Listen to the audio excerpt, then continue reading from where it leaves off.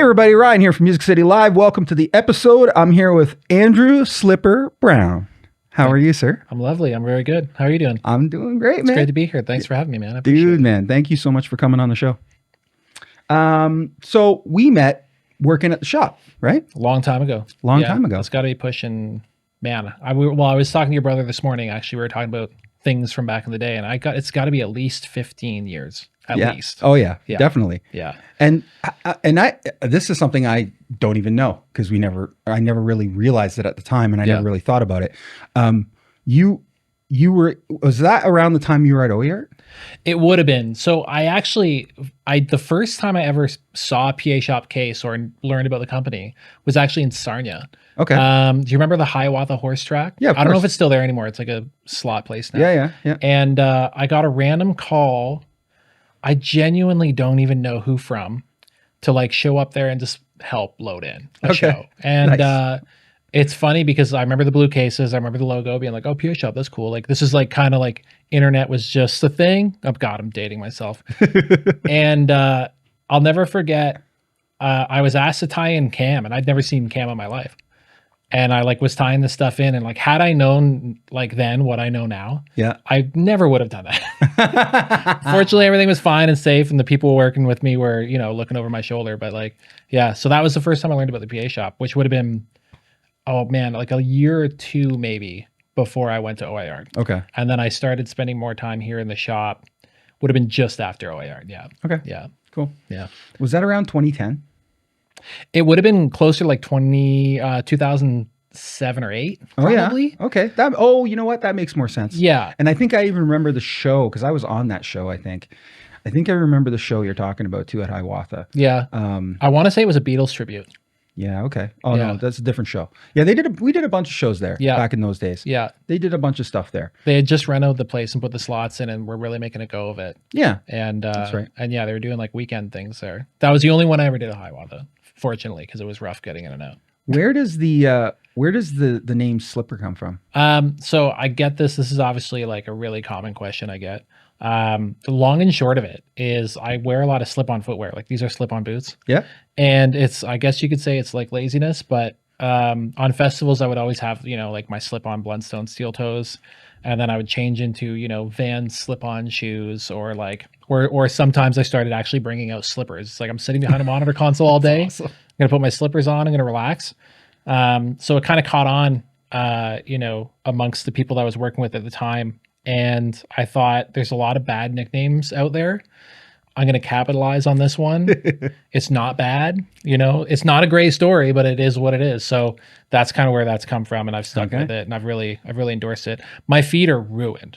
Like oh, no. I really regret a lot of those decisions because like now I have horrible foot and ankle issues, but that's life. We're getting old. Part of life, man. Yeah. There could have been a lot of worse decisions you could have made. Yeah. And worse nicknames. That's right. So yeah. Tied to those decisions. There's a lot in this industry. Where were you born? Where did you grow up? Where did that all happen? Yeah. So I was born in Mississauga, Toronto.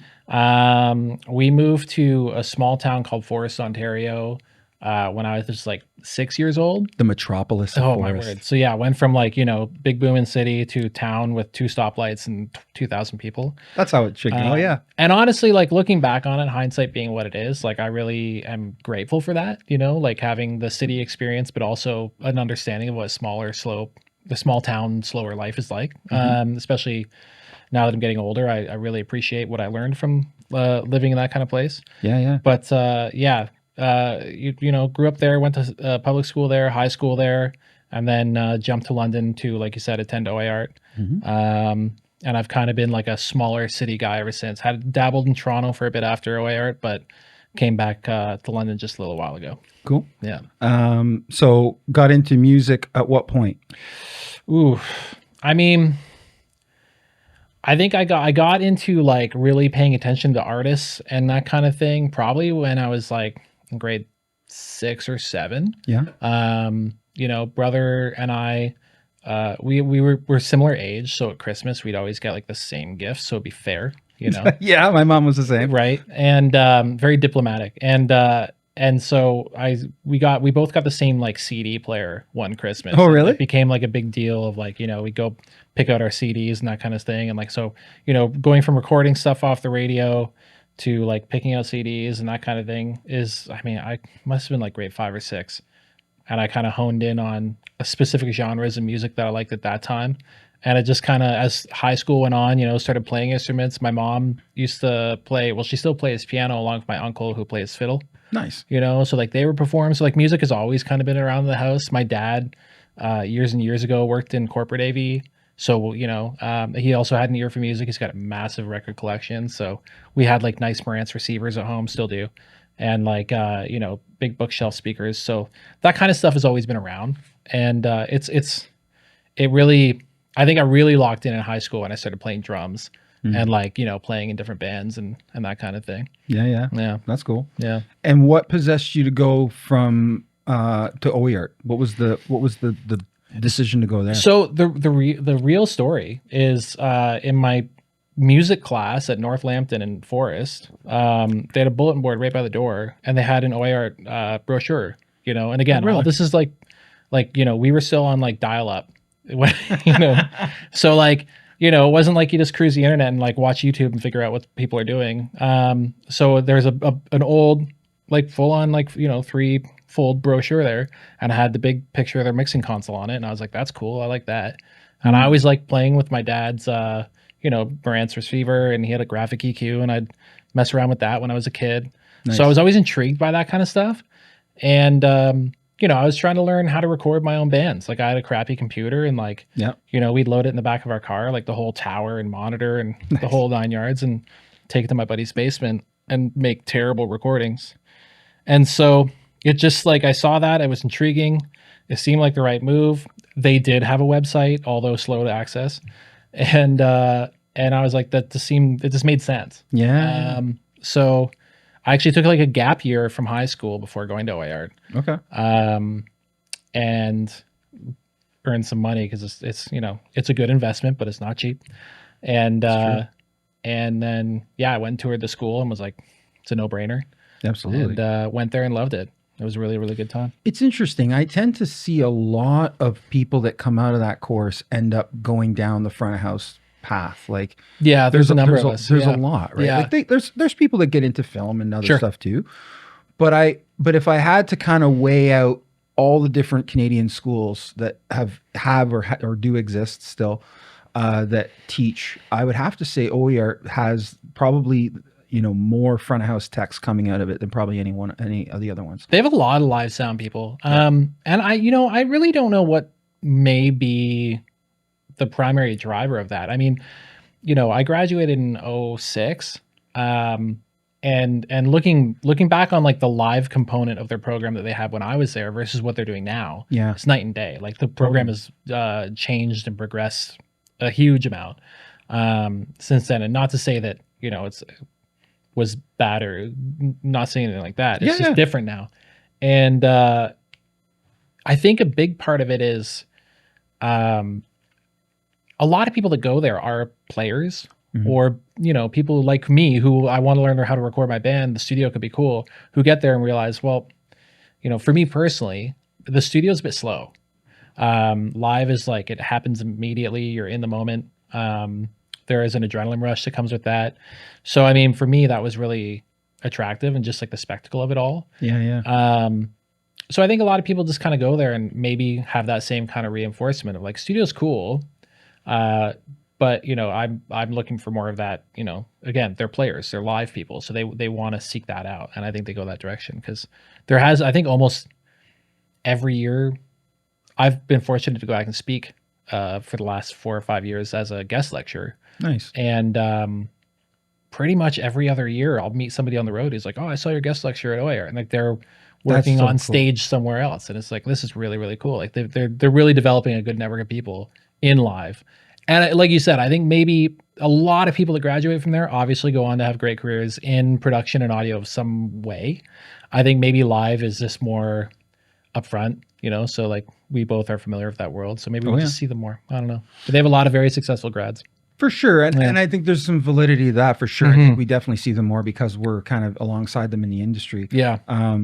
But yeah, it's cool. I the more I do these episodes, the more I talk to people, the more I start to realize things like that, where it's like, oh, that's interesting that there's more people that are doing that coming out of that school. Yeah. And then I tend to find that with Fanshawe that it's a lot of the same people. So it's musicians coming in to learn how to record their band. But I find they end up going more the artist route. Like, they end up not necessarily doing the live front of house thing. And going the artist route. They'll still come in here and push cases and want to do what we do, because it's a cool gig to have when you're in school. But I tend to find that once school's done, they peace out. Interesting. They leave town. Not all of them, but quite a few, unless they sort of establish a real base here. Like, there's a few bands that sort of established a real base here with their band, and then sort of jumped off from here and did their thing. But I would say there's probably my experience, of course, coming from the people who I've hired to work for me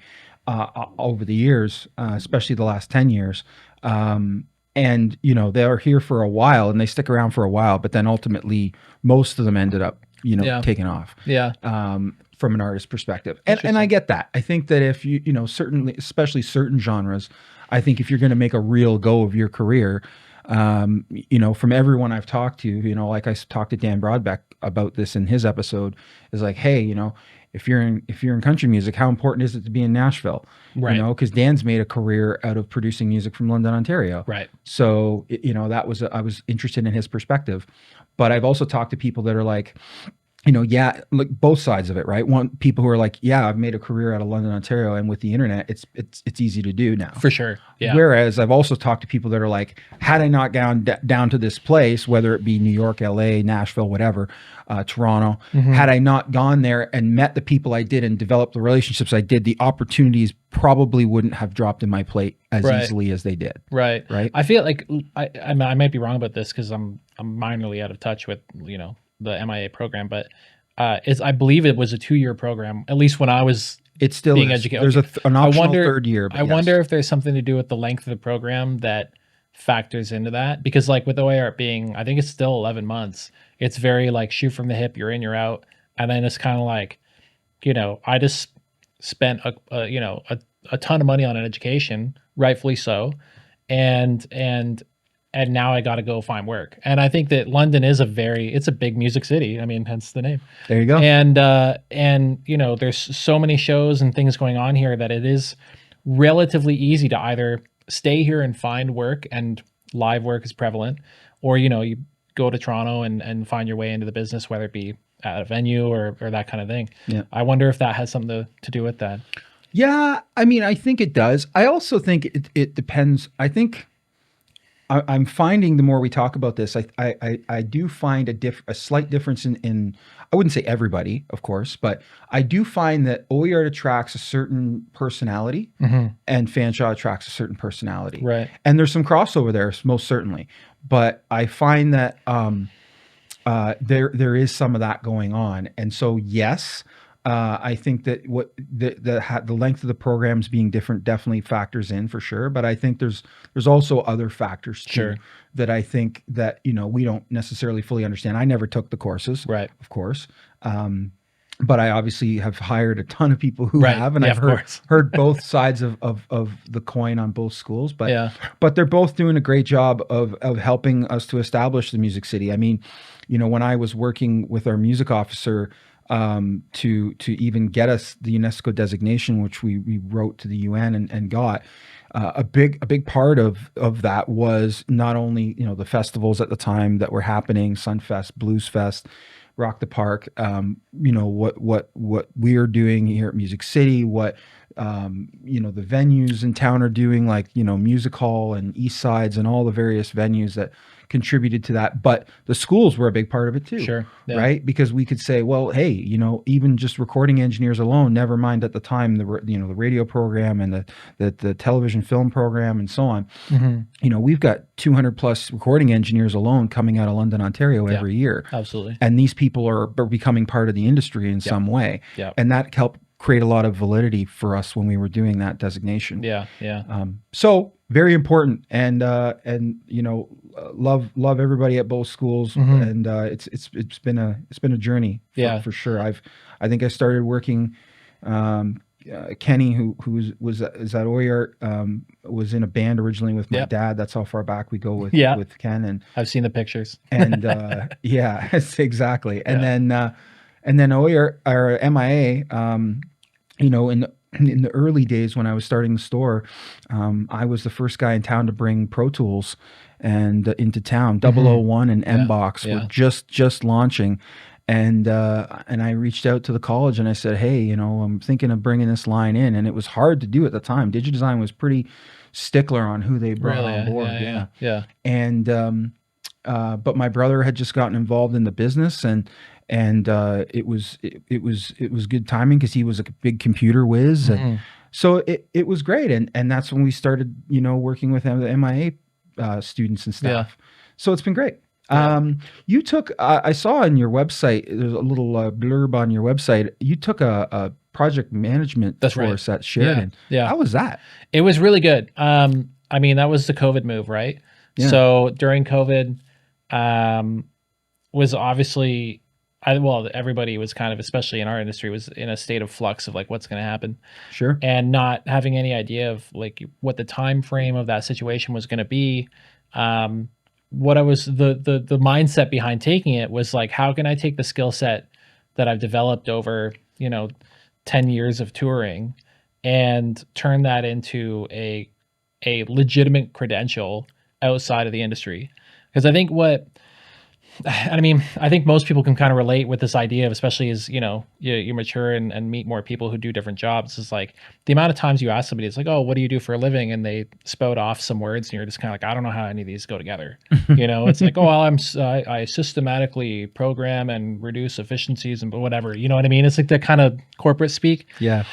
So it's like in touring, you know, I mean, there's kind of that joke that goes around. I think this joke went around a lot during COVID, is like, if you need to send a pen across the planet in 24 hours, the people who can do it are in touring, because we literally do this stuff all the time. It's like, you know, we work in a fast-paced industry where we're in a different city every single day, and the logistics are just crazy, and the demands are crazy, and the expectation for zero failures is super high. So, I mean, as far as, you know, a course that could take what I do and give me a piece of paper that says, hey, like this guy can do that stuff, it made the most sense to me. Because basically like everything in about project management is like asset management, procurement, running teams, like all that kind of stuff. I mean, if you're going on the road, you're putting a bunch of people in buses and trucks and stuff in trucks, and you're going to cart it around. So you got to be pretty organized and dialed in to make that happen. So took the course, really enjoyed it. And I didn't pursue like the full PMP like certification. Yeah. COVID ended, fortunately, and we got back on the road pretty quick. But it was a really great way to just kind of take what I had already learned, put some formality to it, and just expand on that part of my career and just knowledge and understanding and education. So that's cool. Yeah, it was good. I saw that and I was like, oh, that's interesting, because you know, not everybody out there that does tour managing, you know, takes any kind of course for it. Sometimes you know, you're kind of into it by trial by fire. Well, that's exactly how I got into it. You know, so like, it was almost by necessity. I mean, you know, I'm sure some of your guests have talked about this before, but like touring in Canada, it's a very big small market.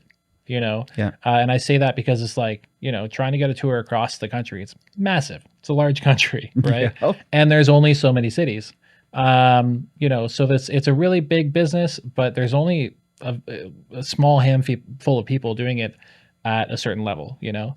And from an early age, like I always wanted to work at the highest level, and I'm still trying to get there, you know, as I think we all are. But you know, it makes it difficult. Like, yeah, okay, I want to mix front of house and do sound and make that my only job, but the Canadian market just can't sustain a lot of those positions. And a lot of those positions are full by people who've been doing it for 10, 15 years longer than me, or people who are the same age and younger who are just way better. And that's okay.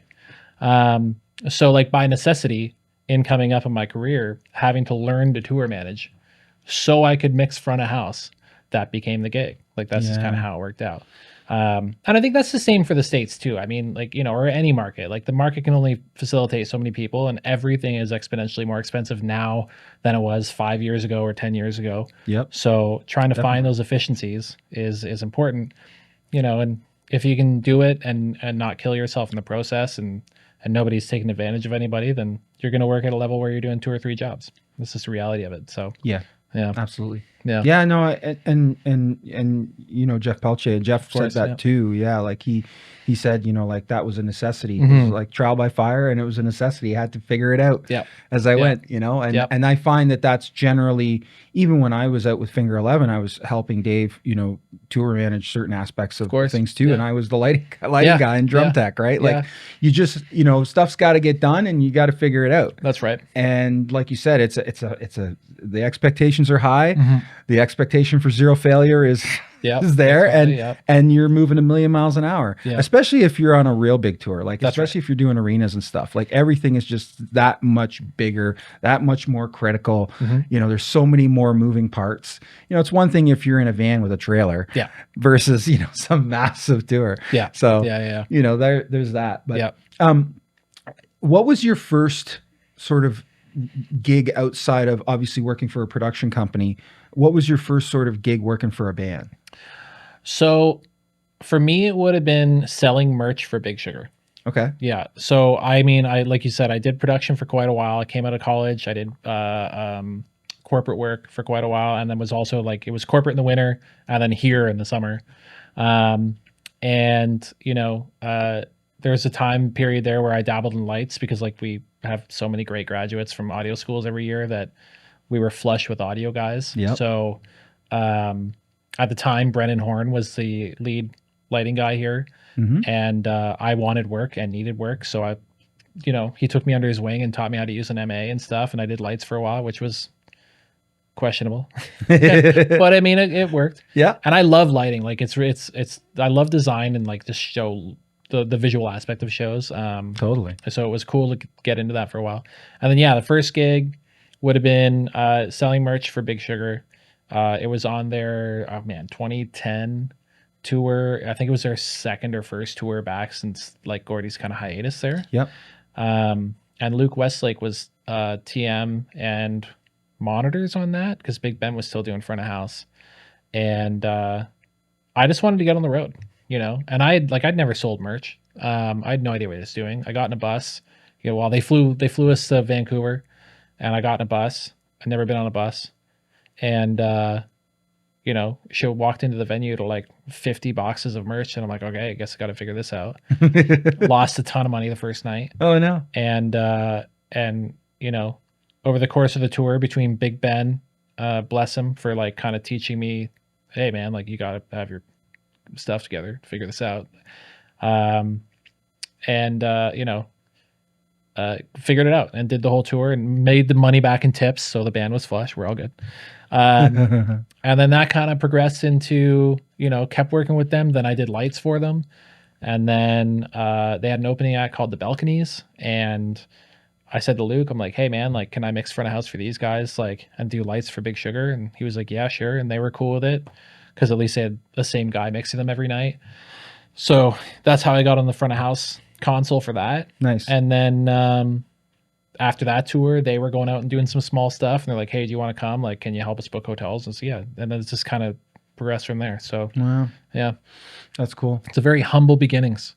Yeah. I guess I kind of peaked with the bus right away and then went back to van and trailer. But I mean, whatever. It is what it is. No, that's cool. Yeah. I mean, that can happen. Yeah. It's funny, before we got on this camera talking, we were talking about how there's so many connections to Big Sugar and Gordy. Oh yeah. And it seems like almost every, I wouldn't say every episode, but almost every episode, it comes up. Mm-hmm. So, shout out to Gordy. Mm-hmm. Huge fixture in the industry and touched Canadian so many people's lives, man. Mm-hmm. It's crazy. Mine included. Yeah. But yeah, that's cool. And then where did because you've worked with a pile of different acts, right? Who are some of the acts that you worked with? So I jumped from, well, I didn't jump. I moved on from the Balconies. They were doing their own thing. Actually, there's kind of a gap there. I'm not sure exactly Not sure if I was busy or maybe well, anyway. I jumped onto a tour with a young female songwriter named Kira Isabella in the country world. Yeah. We did a quick tour with her, and I did a little festival circuit with her, and then jumped in with Big Rec. Seems like, I mean, Jeff was here too, so he's with Big Rec now. Yeah. So I was with Ian for the first thing I did with him is I tour managed his Western leg of the Secrets tour, his solo record. That was really, really cool too, because I was TM only on that. And he had a pretty all-star band for that one because it wasn't Big Rec formally. It was like Ian, Dave from Big Rec, and then oh gosh, I'm terrible with names. The Blue Rodeo's drummer was there. Playing, and then Chris Cadell was opening, but also playing in the band. And then Chris is playing with the band now again, since Brian passed away. And we had Mark. Oh my gosh. He's a record producer. He's worked with like Bob Dylan, Mark somebody. I can't remember his name. I'm the worst with names. But anyway, he was doing front of house, which was insane. Like watching him mix that every night because he mixed that's crazy. And I'll remember the name at 3 a.m. tonight. But yeah, jumped on with Ian, and then so I was just tour managing him, and then I got a call. They were playing a festival in Oakville, like literally across the road from my apartment, and their normal front of house calls weren't available. And I was like, hey guys, like and I loved Big Rec, like huge fan. And I was like, just throwing this out there, guys, but like, I also do sound. Like I'd be happy to like for the one gig, because I know I don't want to stress anybody out, but like if we're in a pinch, I'll do it. And then fortunately, like a bunch of their wives were there, and I must have been a good night because the next call is like, you're the guy now, TM front of house, you're doing the next tour. And I was like, okay. Wow. That's so cool. Yeah. So worked with him for quite a while, and the band, did a couple tours with Ian. And then I was also doing some stuff with Corp Lund, amazing country artists, kind of a Canadian artist out of Alberta. And yeah, then jumped in with Mother, which took me on for a number of years. We did a couple big things. Post-COVID, they had a huge TikTok boom, which was really exciting. That's cool. So got to ride that with them, and then came off that, and I've been with the Strumbellas now for 2 or 3 years. And I mean, tons of like random one-off artists in between and stuff, like Nate Holler, it's a country guy I've worked with, and a couple people out of LA, MA and G Flip out of Australia, like just a couple random artists that needed people that were around. So cool. Yeah, man. I just like to do. Was Josh try out with the Nate thing? Yep. Nice. Yeah, absolutely. Yeah. Legend Josh. Love Josh. Yeah. The cool thing about the Nate thing is like Josh TMs him. So that's just front of house for me, which is like the dream. Cause it's like Nate's an absolute beauty. Like Nate was with me. I met Nate when I worked for Kira Isabella in like 2014. Oh, okay. You know, and he was like doing BGs for her. Yeah. And so when he started his own country project, I was like, this is sick. You know, like love to see this guy succeed, and he's crushing it. Like the music's great. Like I genuinely really like the music. Yeah. And I mean, he's always surrounded himself with incredible players. Yeah. You know, like his whole band, Josh, Ben, I mean, Zubin, when he was working with him, Zubin Thacker. I mean, like these are exceptional players, great people. Yeah. And so like a big part of it. When he called me back in, he's like, hey man, like, do you want to come mix like some of my stuff? And I was like, absolutely yes. 100%. And he just announced a tour today. So he's doing his first cross-country tour in a little while. So that's going to be really, really exciting. I'm stoked for him. Yeah, he's got a new single coming out and everything. So yeah. It's exciting times, man, especially in that genre too. There's so much potential, man, for stuff coming out of this country in that genre. There's, you know, I mean, and the festivals have really helped with that. There's so many festivals that are supporting that genre like crazy everywhere, all across the country, including Quebec. So that's great. Yeah, great guys all around. Yeah. You said some pics, Jared. Can we pull those up? Oh yeah, lights. Can't forget about lights. I can't forget about lights. I just did. Well, it's. I was trying to look back on artists. So lights was earlier 2025. I want to say that was what, February, March, 2025, maybe later, maybe later. That was her A6 record, and I mean, I've been a fan of lights for a really long time. I mean, I came up in kind of that scene world and like the emo screamo world and metal world, which obviously she was pretty close to like 10 years ago. And A6 is her first completely solo songwriting. I might be making a mistake here, but I believe it's the first record she's put out that she did pretty much 100% herself. Like she wrote it and produced it 100% herself. Wow. And it is exceptional. It's such an amazing record. So to be able to be a part of that tour was really, really awesome. And we had a killer team on that one, like absolutely phenomenal. Chris Kaplinski's, in my opinion, and I'll stand by this, probably the best front of house guy in Canada without question. Like he's one of the best sound guys I've ever had the privilege to work with. And I mean, Robbie Brett, her playback and backline guy, like he's a legend. Yeah. The whole team was just really, really, really awesome. Yeah, you can tell that there's a cool vibe. Yeah, we had fun. With the team there. There's a great energy. And it's wild. There. So we had the opening act on that was an act out of LA. Again, absolutely horrible names. I can see the name right in front of my face. But this just goes to show how kind of small this industry is. Because I did a show with MA out of LA. And it was just a one-off at Bud Stage, and I was hanging out with her band, and we're just kind of chatting, and like they named one name. They're like, "Oh, like so and so," and I was like, "Oh, wait, like this so and so with that band?" They're like, "Yeah, like that's the exact same person that we're talking about." It's like all these people are so connected and so close together. And I mean, I met these people 5 minutes ago, and it's like I was spent a month on the road with this other person earlier that year. Like so, it's a very close knit. Oh yeah, close knit industry. Absolutely. Yeah. Cool. That was a good time. Good time on that one. What's the next one there, Jer?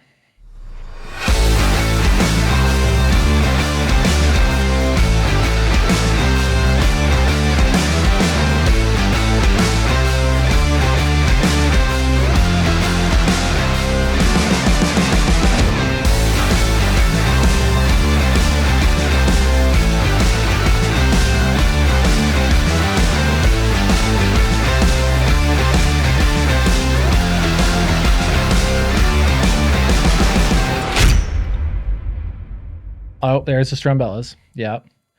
That's us having a lovely time. That's actually from our most recent tour. So that wrapped just ahead of Christmas.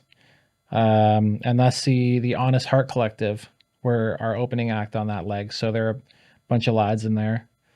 And that's cool. Yeah, the Strums are a great camp, man. I mean, like when I came on with them, I was kind of at a point in my career where I was actively trying not to tour manage anymore. Mm-hmm. I wanted to focus strictly back on audio and production. And I got a call from a pal of mine who's like, "Hey, do you want to sub this gig out? Like, I got a couple gigs in the summer I can't do." And I was like, I don't want to tour manage. He's like, I'll quarterback everything. You just got to show up. It'll be done. I was like, okay, cool. And then when I met them, I was like, actually, like these guys are like, they make the job really easy. They're That's super cool. Self-sufficient. They're great people. That's great. And then they offered me their tour cycle, and I was like, I don't want to tour manage anymore. I'm really not interested. And it took like about a month of their manager calling to be like, well, they really want you to do it. Like, will you please do it? Like, they're really happy with the job you're doing. And I was like, I don't want to tour manage. I'm not, And they're like, what'll it take? And I was like, well, okay, fine, I'll do it. So it took a month before I agreed to take that gig. Wow. And I'm really glad I did, because every run I've done with them is really, really great. They're awesome people to be around, and we have a good organization. Yeah, absolutely. Yeah. Looks fun. Yeah. See, like, come on. Our so bottom left corner there is Sonia. She's our social media person and VIP rep as of the last cycle, and she went above and beyond and created this class photo, which I really, really love. Yeah, this is fun. Yeah, man. It captures all of our sides. That's so cool. Yeah, so we have fun out there. You gotta have fun out there. This is this is us waiting to do a VIP. Nice. So that sounds about right. Yeah, right. So like, I mean, insider secret, and you can see my slip-on boots there, and this is that photo is probably almost 10 years old, because that's probably from like 2014. I think you're the only guy with slip-on boots there. Yeah, probably. I mean, Brian might. Oh yeah, maybe yeah. God rest him, but yeah. I mean,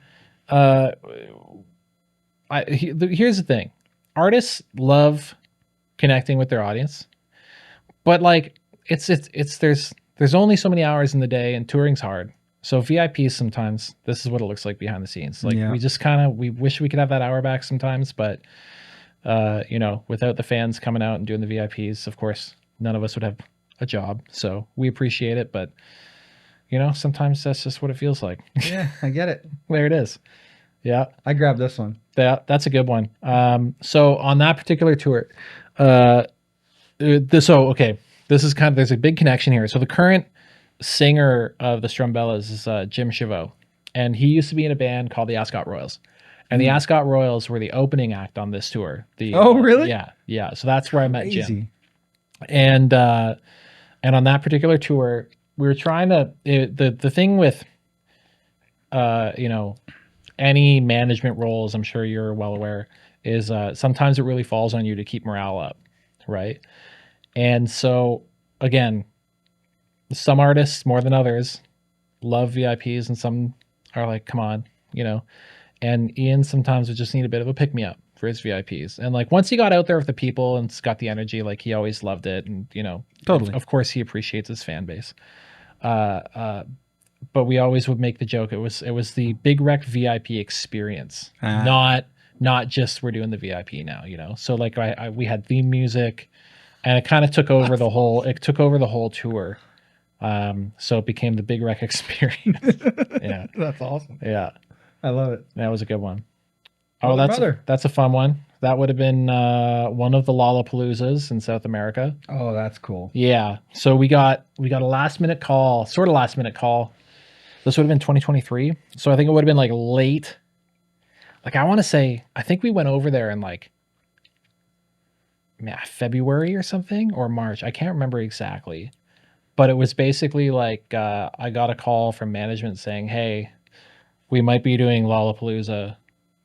It would have been March because I think we were on our way back from Australia.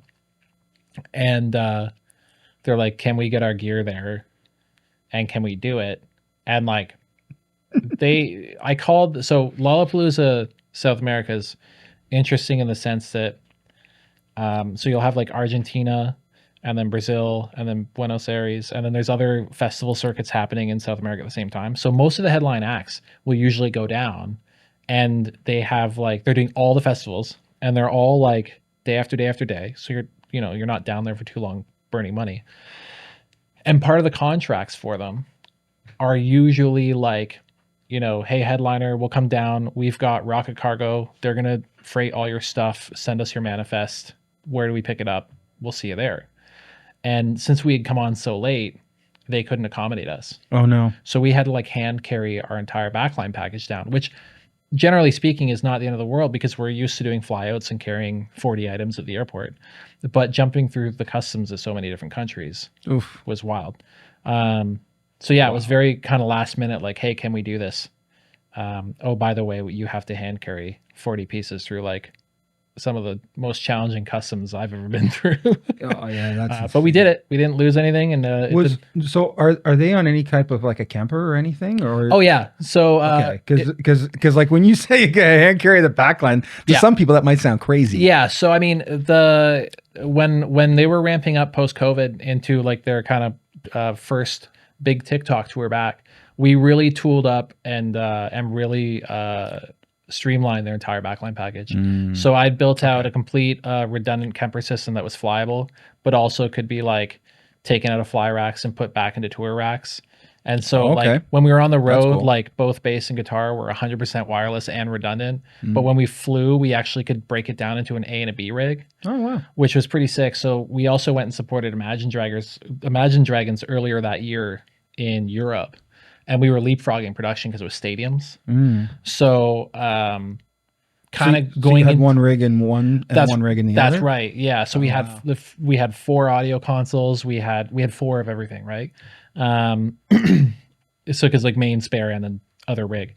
And so the way that it just so happened to work out that with our Kemper package and the wireless package, the way it was built and designed is like, okay, like when we're on the road and we have all of it with us, like Ryan, the guitar player, has a main and spare Kemper, and he has main and spare complete wireless channel. So everything's 100% redundant. But then we can just take that. And it's like we take one of those racks out, and then now it's bass and guitar Kemper and the bass and guitar wireless. We have spares in the sense of we can go to wired, but it's like it's not as redundant. Yep. But yeah, long story long, we had their whole production pack. We backline drums on every show, and then we would come in with 40 Pelicans worth of stuff. And we were self-contained front of house monitors and complete backline.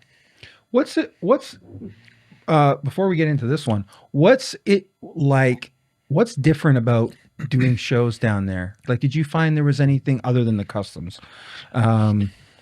Honestly, at that scale, or is it the same kind of vibe? Yeah, at that scale, I mean, I can't comment for going and doing clubs down there because my only experience in South America was those Lala gigs. Yeah. And at that scale, I mean, it's just like kind of any other international big festival scene. I mean, there's going to be language barriers with local crew. Yeah. But beyond that, like from a technical point of view, hard to notice any difference, honestly. And I think we were fortunate to go and do those gigs after we had done a very extensive European festival season where it was kind of like you're learning that by fire. The difference was when we did the European leg is we were self-contained 100%. But we at least saw it. So then when we went down there and we were like 90% self-contained. Yeah. It was kind of like, okay, like I know where the gaps might be, you know. Like one hilarious example is we in Europe, like we would always just have production provide us snakes because it's like 9 times out of 10 we're bombing out of there before the full production's out. Or like for instance on Imagine Dragons, we left our snakes with them and they were very kind. Scott and Cam, the front of house team there, were like super kind and like took care of my snake for me. So we would show up, they'd already have loaded in the day before. My snake's there, I patch in, and then I buy them copious amounts of booze. Nice. That's how that works. So like on these Lala gigs, it's like, okay, cool. We're going to South America. I don't really know what the expectation or standard, what it's going to be. Like, yeah, okay, it's DMB. They've got Digico on the rider. Like it's all real gear. We should be fine. But just for fun, we need 2 Cat 6 lines. I'm going to ask for 4 just in case. And sure enough, like we got to the one in Brazil and it's like 2 of the 4 Cat lines are like done. Like, well, one of them was broken, but like you're just looking at it. It's like, I'm really going to put my whole show on this. Oh gosh. So like everything ended up being fine, but it was like small things like that, you know, and never a show stopping issue, but it was like asking for the extra spare. Yeah. It doesn't hurt. Yeah. Especially when it's that type of cabling, right? Like it's one thing if we're back in the day and it's XLR and we can use some turnarounds and make it work. That's right. But not with that cable. Yeah, point to point cable. You kind of just want it to be one piece. So yeah. But yeah, beyond that though, I mean, it was fine. Yeah. Wow. Yeah, no real. I mean, the PAs sounded good. It was everything was great. Sweet. I pulled this off your Instagram. I wasn't sure what your involvement was in this. So on this tour, I was a PA fly tech. Oh yeah. Yeah. Cool. So this was earlier last year. It would have been I think it was February of last year. And I got the call and it was like, hey, we're going out. Do you want to do this? And I was like, it kind of fits the calendar perfect.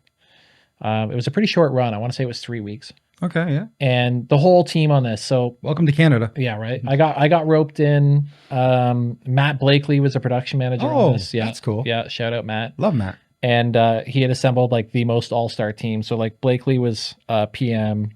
And then JMO, who does monitors with me on Strumbellas, he was going out and doing a PA. Oh, cool. So it's a bunch of people. Ryan Haynes is mixing front of house. Brendan Kennedy was on monitors. Oh, so wow. like we had this like the all-star yeah, crew. and then like Arnold Pereira was there. I don't know how to pronounce his last name, so sorry, Arnold. He was there with doing lighting, like his crew chief.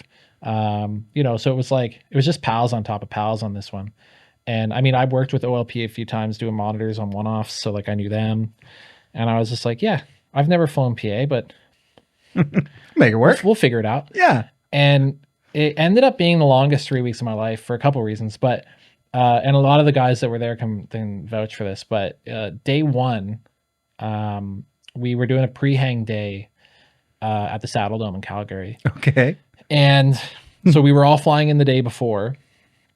And that was the day that Delta jet rolled over at Pearson Airport. Oh, yeah, I remember so that. I happened to make it out.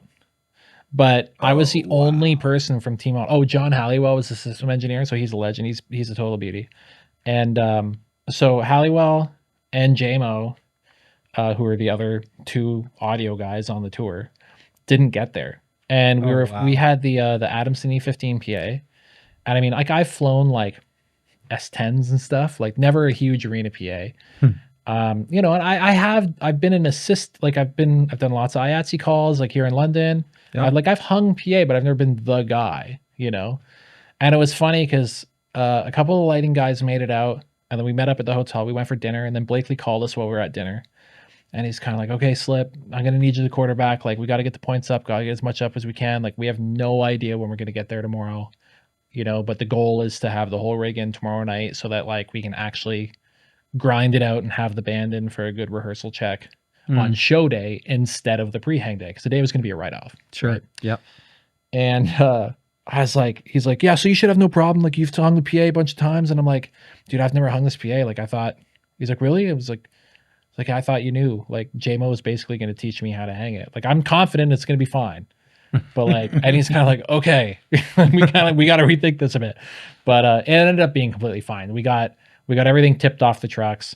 BK jumped in place of Blakely kind of in a PM role for the morning, and then I was kind of trying to do as much as I can, just get gear out of the trucks and in the room.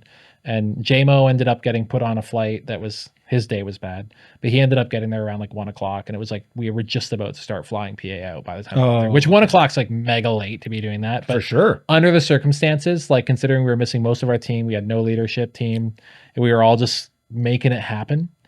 And we got the whole rig up and ready, and then we sat on our hands and waited for the rest of the guys to make their flights in, and isn't it crazy? Because like, you know, I, like most people, you know, saw that stuff on the news about that flight rolling over, but you never think about things like that. So like the impacts, the impacts of something that's literally 2,500 miles away in Calgary. Yeah. That was impacted by that plane rolling over at Pearson. We were even like, is the band going to be able to get here? Because like everything was so screwed up, right? Because like the airport was closed, but it wasn't closed, but it was kind of closed. Nobody knew what was going on. And like, of course not. Like there's a major accident had just taken place. Like it makes sense. Makes sense. But yeah, like they were like genuinely concerned. Like, hold on. There was a moment one day where they're like, should we prep for loadout? Because we don't know if the band can. Whoa. You know, but no, it all went off without a hitch. Like we had a show first night. We were all dog tired because everyone was running on, you know, we'd basically done like 24 hours straight trying to get it happening. Yeah. And then we loaded out and headed to Edmonton, and that was the start of our tour.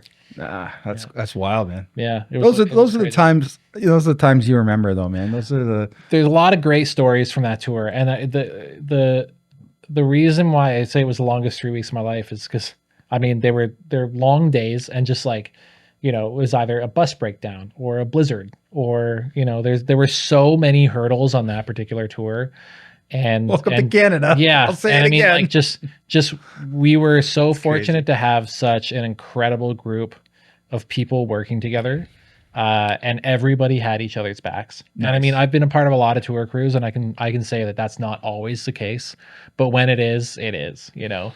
And it's like when lighting had trouble, we would help out where we could. And when we were having trouble, somehow like lighting or video would help out where they could. Like everybody was looking after everybody. Yeah. And we were really fortunate to have such an incredible group of people on that run. And it was a big run. I mean, like OLP 30, come on. It's huge. It's huge. It was awesome. You know, it was such a great tour. Yeah. That was the last night. That's just Halifax. Oh my God. So Halifax is quite possibly the worst load in and load out of any arena in the country, if not North America. And we were itching to be done, you know. So why not leave it to the last one? Yeah, and then on top of that, we had a motor die in the air. Oh, so then we had to like send up a rescue motor on the loadout. So loadout took extra long. On top of it, already going to take extra long. Nice. It was a rough one, but. Yeah, that was the last night, very last night. You can see how relieved we are. And I mean, it had to have been like probably minus 25, and we're still all rocking shorts. So, awesome. As you do. As you do. Yeah. Very Canadian of you. Yeah, good people in there. Yeah, that's awesome. Yeah, it's the Canadian winters are a force to be reckoned with when it comes to touring, for sure. And bus breakdowns and all that stuff. Yeah. I've heard so many different stories and stuff. It's like, you know, I think almost no one is immune eventually.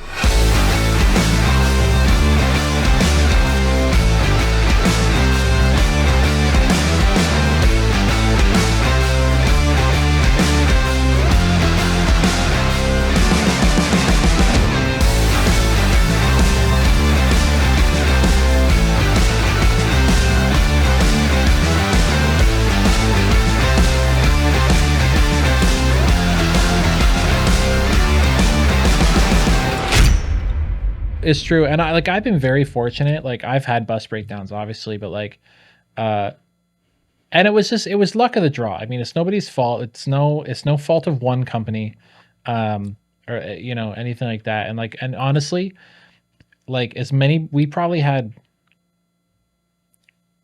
At one point, I think we actually had like 8 buses out when the whole tour was supposed to be like 3, and it was just because like one had broken down. It's like, well, we got the other one running, so it's going to play catch up and blah blah blah. And mechanical things break. So no fault to the bus companies, no fault to the coaches, but I will say we got to every single show, whether we were on time or not, and every single show happened. So shout out to the entire tour management, production management on that tour, and of course the companies that supported them, because it all worked out. Yeah. Yeah. Amen. Yeah. I mean, it's the stuff that people don't see, right? I mean, people show up for the show, and but that's why I love having these conversations to try and let the people know that, there is a tremendous amount that goes into these things. Do you remember that video that went around? It was kind of like I want to say it was a Billie Eilish show, and there was a moment in the show where like somebody was filming all the crew people stage left, and they were all doing like the same dance. No. It was a thing that it was floating around on Instagram for a minute. Okay. And it's funny because like everybody's comments on it are like, oh my God, their crew loves her so much. They must love their jobs. They're so happy. And it's like, no, they're like trauma bonding right now.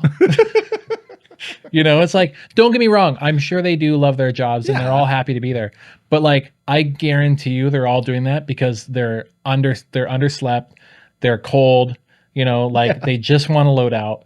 Like they're just going through the motions to get through the show and carry on. They probably have a day off the next day. Yeah. Yeah. Like that's trauma bonding. That's all that is. That's totally. So so you're doing Strumbellas right now? That's right. Yeah. And what's going on after that? Like what's coming up for you? So Strumbella's cycle for this particular EP wraps with our US leg that's coming up. So we go out in February, and I think we wrap like late March. And then Nate Holler's tour just announced, so hoping to be a part of that. I know they're still working through all their budgets and everything and whatnot. So we'll see if those things align. And then after that, it's world's my oyster at that point. Yeah, free agent for a moment. So I'm searching for the next project for a moment until your phone rings after this episode airs. Yeah. It never lasts too long. So that's cool. What do you think it takes to be a great front of house tech? Ooh. I guess like first and foremost, patience. Just like anything in this business, like patience and just preparation.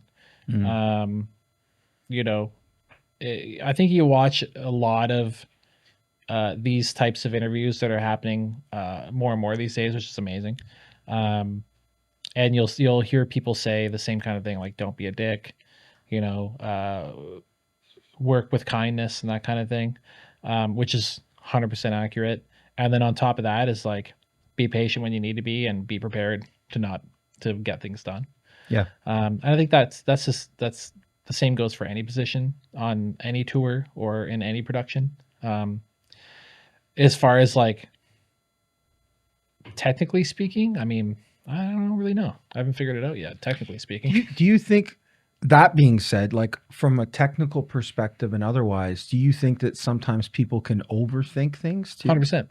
Yeah. Yeah, absolutely. Like, do you think there's a fine line there between, being too humble and too, not cocky, but like not knowing enough and not being as prepared, but then also going too far, even on the technical side? Because I've seen years ago, we worked with a couple of different, we did the 1 year at Bayfest. I remember we worked with a pile of really killer acts that all had really killer rigs and really killer crews and I remember one of the bands, I won't mention who it is, but one of the bands rolled in with like, this SSL console, and we knew right away, we were like, oh, this is going to be intense because, at the time there was like, the guy who was mixing was a younger guy, and all good, and ended up being great, sounded great.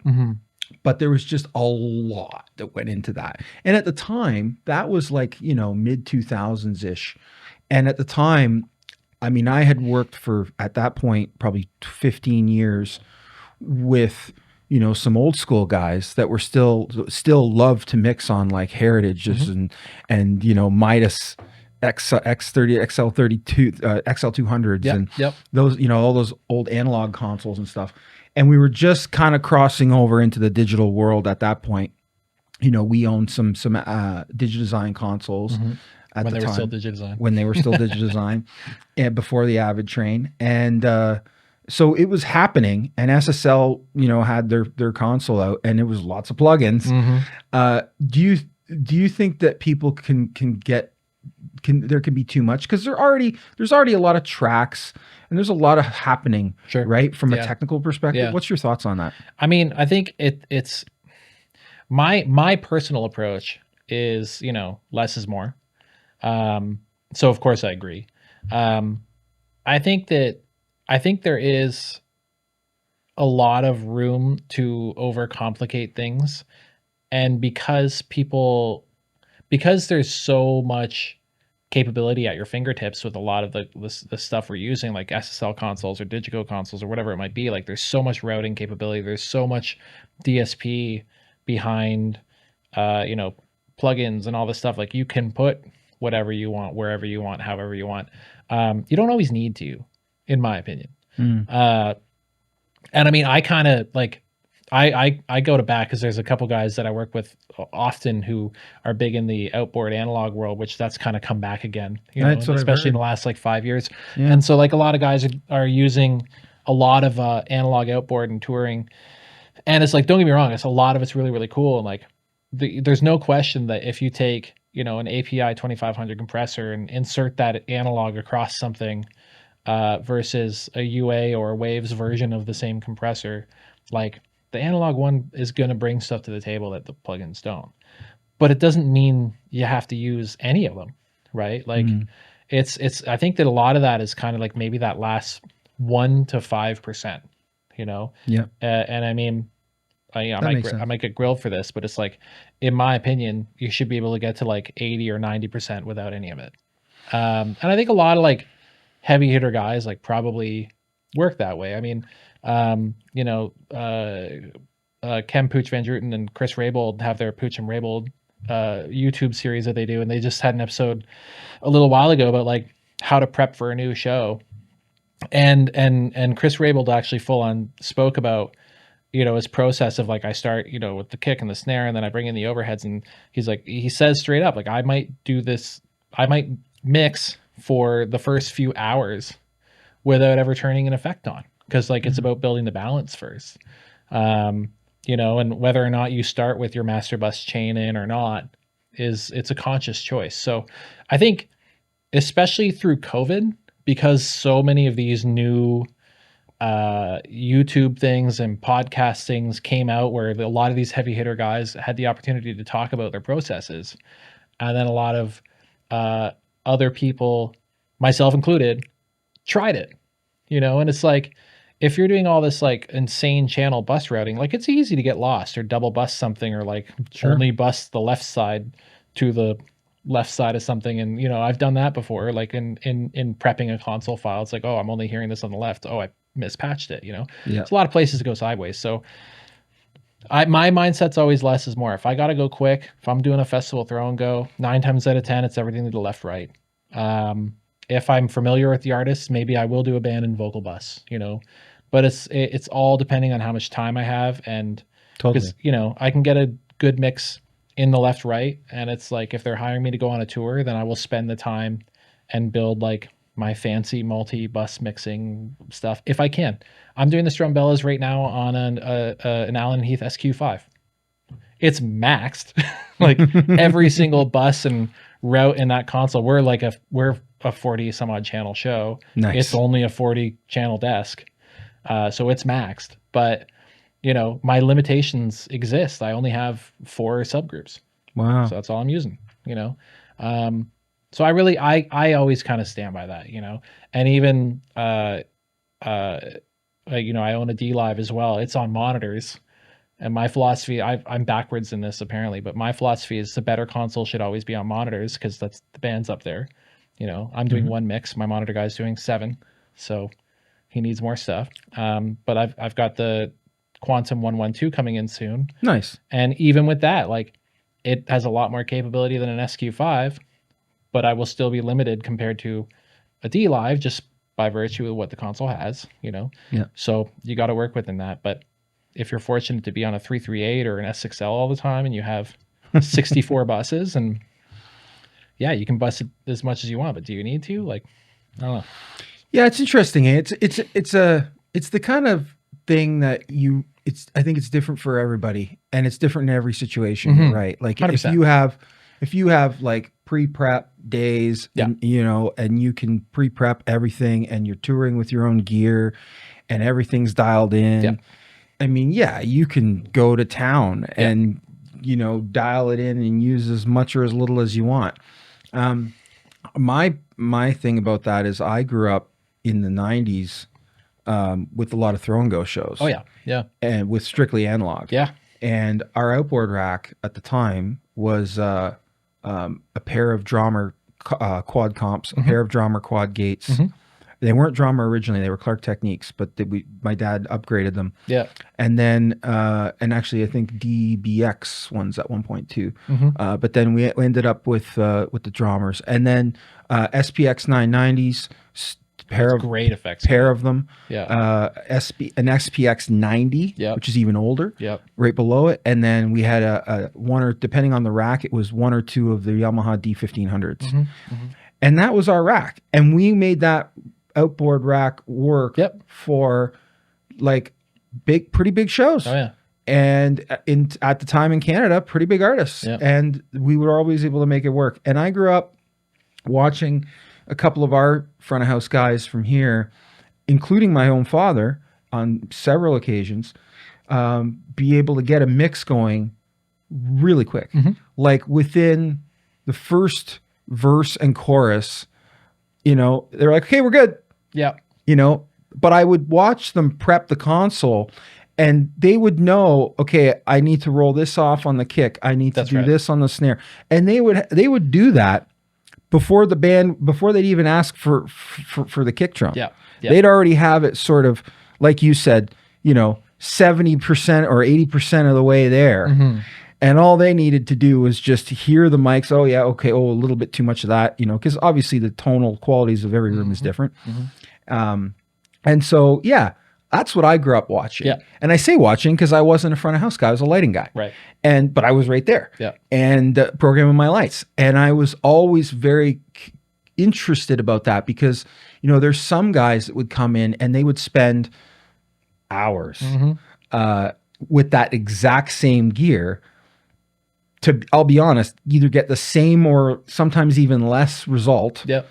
And I was young at the time, so I was like, I don't understand. Like, how is it possible? Yeah, like, yeah. you know, my dad's not a rocket scientist. These other two guys that work for us are not rocket scientists. I mean, he's already drank a 6-pack of beer. I mean, you know, it's like times changed. Yeah, eh? Yeah. But it's like, yeah, it was. As a young guy, I was so curious about that, and then as time went on, like I said, we got into digital consoles where, like you say, you know, all of a sudden you can put. It's not 3 reverbs in the rack. Now there's, you know, you can put a reverb on every channel if you want, without having to bus. Yeah. And so I think that times have changed, and but fundamentally, however you get the result you get is up to you. But I think you're right. I don't think you should get much flack for saying that, you know, you can get it 80% of the way there with any of that, because I've seen it my whole life. 100%. I mean, it all just comes down to like fundamentals, right? I mean, I 100% would have been one of those young guys coming in on an analog console, because I came up in like I was in the back end of analog coming out, and like Avid kind of taking over from Yamaha in the digital space. And so like I still did a large number of shows on, you know, all different formats of analog consoles with outboard racks just like that. And I didn't know what those starting points were. So like when I started to do front of house with Big Sugar, for instance, like I didn't have the experience to walk up and be like, hey, here's my 24 channels, because most bands were like 24 or 32 channels, you know. and I didn't have the experience to know, like, okay, I know I'm on an SM58, so like my preamp should be approximately 23 dB on this particular console. Sure. Big Ben, the guy that did it before me, 100% knew that. Like he did. he could push the faders to 0 and have a mix before the band stepped on stage. I've seen him do it. 100% exactly. And I mean, the thing about that's experience, right? And fortunately, if you're in a good place, like you have the grace of learning that. It takes time. And I think in digital, the people that are still kind of working from that standpoint, like I can on a Digico, like I know if I have an SM58, like I know where my preamp probably needs to be. If I'm on an SD rack, I know where I'm going to start my high passes. I'm probably already going to put a little notch in at the top of the high pass to get over the resonance hump. I'll have my compressors engaged but spun all the way up. I'll have my gates set and my filters approximate. You know what I mean? Like everything's dialed so that when I can push that fader up, I can react really, really quickly. Sure. When it comes, I think where the complexity comes into play is that takes a lot of time to set up, sure. Or if you have a template, great. It's all the extraneous stuff too. It's like, well, do you need to think about how you're going to route X, Y outboard gear when you're not sure where the high pass needs to go? Like, one could argue that the priority should be like learn where your high passes should go. Like gains, high pass. That's get a mix going with gains and high pass, and then worry about the other stuff. So I think that with what younger folks coming into the industry have is access to a lot more. Yep. And you could argue, and maybe this isn't the case, and like places like OIART and MIA, like they're trying to help with this. Like you got to have those fundamentals first, and if you don't know where to prioritize, you can get lost pretty quick. 100%. Myself included. Like I've buried myself in mixes before, like I'd be lying if I said that, I haven't unmuted something and been like, oh, that's double bust to the wrong place. My vocal's 10 times too loud and I don't know why. Like it's, we all make mistakes and learn the hard way in some ways. Sometimes we'll go to a concert, especially in arenas, and my wife will ask me, she's like, why does it sound like that? Yeah. Like one of the openers, And I'm like, because this mix is so highly compressed. Yeah, sometimes. And you'll know because the main act will come on and it'll sound like a blanket came off the PA. It'll sound like $1 million. Oh man, it's funny, like the amount of tours I've done where the opening act every day, I'm just like, God, they sound so good. And like the whole time they're on stage, I'm like, headphones on in front of house, getting ready for my act, being like, how am I going to compete with this? And it's just like, I get it. It's experience and, So, one of the cool things I think digital consoles brought to the table, though, was the ability to do recall. Absolutely. Right. And automation. Yeah. That being said, I was going to ask you what your favorite console is, but I figured because you're getting one and you're wearing the hat, it was a dead giveaway. I mean, I'm not. I would like to say that I'm brand agnostic. I mean, I love the sound of the S6Ls. I just haven't had a ton of time on them. I would argue that Digico doesn't really have much of a sound, and that's why they're kind of good. Like they're pretty transparent. Yeah. I own Allen and Heath right now. I've got the D Live and the SQ5. Very much have a sound, and it's good. So like every brand has its merit, whether it be sonically or workflow. But yeah, I'm really excited for the new Quantum 112. It's going to be an amazing piece of kit. Yeah, dude. PA wise, do you have a favorite PA? I mean, I really some of my favorite mix memories, not saying they were my best mixes, are mostly D&B. I love the GSL, KSL stuff. The Adamson stuff is exceptional. I think the Adamson has a good. It really depends. I personally think it kind of depends on genre because there's like a bit of like. I agree with that. There's a bit of like upper mid and mid distortion in the horn of an Adamson, especially the E series. VGT doesn't have it as much. In my opinion, that lends itself a bit to weirdly not rock music. Like I think that non-rock stuff in an Adamson sounds better because that grit is there, but there's just something there in an E series, and maybe it's just to my ear. Like I feel like if I pull it out, it's gone in a bad way, but if I leave it, it's a bit like bitey in a bad way. But still, overall great box. The K series, like it's like the scalpel of PAs. With L acoustics. So there's not a bad brand. Like they all have a sonic signature. I haven't had the fortune to tour with the same PA for a long period of time. Yep. On the Imagine Dragon stuff, we were mostly a lot of K1, K2, and a lot of DMB, GSL, and KSL. And I lean towards the DMB all the time. I love it. Cool. Yeah. Yeah. I'm just curious. I mean, like you say, I think a lot of people over the years have stepped up their game in terms of PA. So the years of like bad sounding PAs, I think if anything, it's not the PA's fault. I think it's just a bad deployment. 100%. Yeah. Right. Yeah. Like that's what. And they're even making them easier to deploy overall. Yeah. You know, probably one of my favorite PAs actually, and like not, you know, playing favorites or anything, but one of my favorite PAs last year, I did 2 shows on the PA Shops VGT, and like they were 2 of my favorite shows of the year. Oh wow! And that's like cool. Jason Green was the Rock the Runway. He had that PA singing. Dude, I know I was there. It's awesome. That PA was so good, and it was hands down probably the best PA I've been on all year last year. It was hearing that was a mind blowing experience. Like that rig when we heard it. So we had ordered, as the story goes, we were the first to deploy that in North America, but our boxes were being delivered. And before they delivered them, they were doing the release, the worldwide release. It was in Toronto. Yeah. And so we got to hear our PA before we got it. Yeah. Because they used our PA that they had built to hang in the Sony. And then it was the Sony Center. The first show you guys put it on was Rock the Park. It was. And so I was on that one too. Yeah, that's right. And it's funny because I remember, so on that one, that was the first deployment, and that was the that was the first show I was doing with the Strumbellas on the SQ5. I had just gotten that console for that summer. I remember that now. Yeah. And I remember doing the show, and I was not thrilled. The show sounded fine.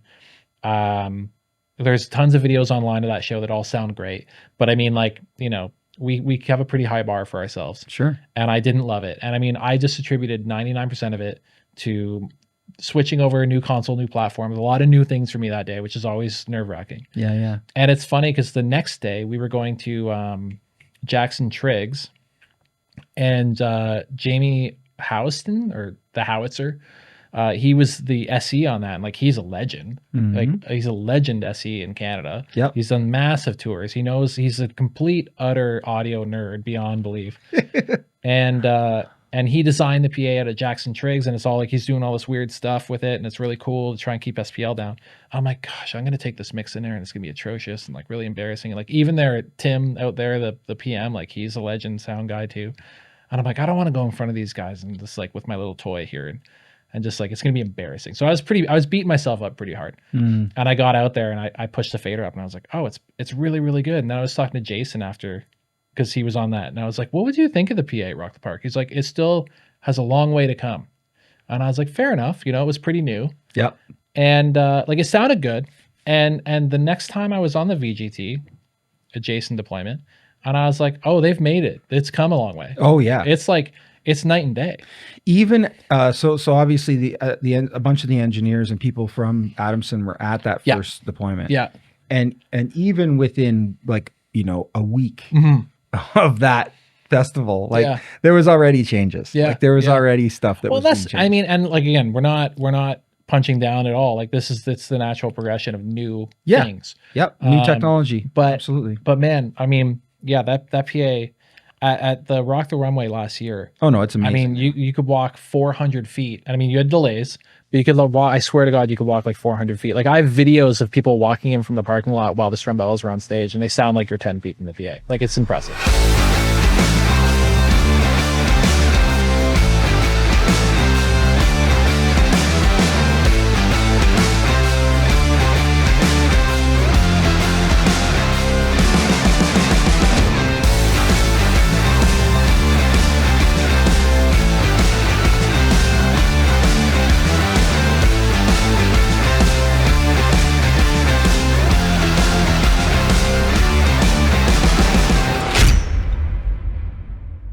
There's new tech that is like, there's like so much stuff that's happening, dude. It's crazy. Yeah. And the bottom line is, you know, happy to support a Canadian company. 100%. Happy that they're, you know, I went and did the factory tour for the 40th anniversary. Nice. And got to see the new electronics. Yeah. Which I want to bring up because a lot of people don't realize, like, there's a lot of companies out there that offshore or not even necessarily offshore. Like, you know, I mean, Adamson was using Lab Group and amps for years to power their E-series and that. But now they've gone to the point of investing in their own factory, like add on to their factory to do their own electronics. Oh, I didn't even know that. Yeah. Oh, wow. So they've, and it's a considerable investment. Like they showed us all the machinery and how they're doing it. And, yeah, it's very impressive that they've gone to that extent. I'm really, I'm proud to say that, you know, we're a big Adamson house because of it, because, I was able to see that. The only other place I've seen that type of thing is in China. When I was in China, I saw, like, you know, oh, you make your own wiring here? Isn't there a wire factory like down the street? Yeah. And they're like, well, we'll always need wire. Yeah. So we might as well make it. Yeah. And then I got to one point in the China tour where I'm like, you make your own screws? Like your own fasteners? I'm like, what? Yeah. So, and once they explained it to me and I saw it, it all made sense. So when I went to the Adamson factory and I saw what they were doing, I went, oh man, they get it. Mm-hmm. They understand. Because my dad's actually, you know, has said that before, you know, the thing you can't control is your weakest link, right? Yeah. Like that thing. Yeah. And so that was pretty cool. And so I think that's also part of how with VGT, because they control the whole process, I think that's part of also how they were able to make those critical changes, you know, so quickly. Well, and they've made such an investment in the software development behind all of it too, right? Yeah. That they have their own software teams doing, it's best my knowledge anyway. I could be wrong, but I'm pretty sure Jeremiah, the last time I spoke to him about these kind of things, which was pre VGT, we don't hang out as much as I'd like. And he was saying, it's like, yeah, like they're doing all their own software and everything, like in-house. Like it's not just being farmed out. Yeah. It's true. Well, that makes a huge difference. And like you said, like it's amazing to have, you know, like I would say that Adamson it's gotta be, it's in the top 5 PAs in the world. No question. Absolutely. I mean, what's the fifth? Like Meyer, D&B, L Acoustics, Adamson. I guess JBL's still really, really up there. And then Claire. Yeah. You know, so like it's and ironically, Claire has them all. Like Claire owns them all. Yeah. Right. In one way, shape, or form. Yeah. Sure. Yeah. So yeah, no, it's awesome to have that in our backyard. Literally in our backyard. Like, literally. Yeah. Yeah. No, it's great. Yeah. What are your thoughts on bands using in-ear monitors early in their career? This is a great topic. It's obviously changed. I think. Okay, so let's back up a second. I think it's more of an issue per se, if you want to call it an issue, in performance, that so many artists are coming up really, really, really, really, really fast. So, I mean, you could make the argument that, like, okay, fans are on in-ears, so like soft vocalists never learn how to project over a wedge, like some legacy acts or older acts may have. And that's, you know, there's some truth to that, I'm sure. And I mean, another thing that I find kind of odd with in-ears sometimes, and especially this is more in like I noticed this early on when I got into like the country music scene, because there's a lot of hired guns, right? So you'll have like X singer-songwriter, and then they have like the hired gun band. Sure. You know? Yep. They're not all just bands. And they're all incredible players. But what I find that you can really tell right away is like the bands who, and again, it comes down to experience, but like you'll get a lot of the bands in younger levels of that hired gun world where they know their parts, they put their ears in, they put what they need in their ears to be able to perform their parts, and they're not necessarily like listening to the rest of the band. And I feel like that's a noticeable thing. I feel like that trickles into the overall energy in a performance.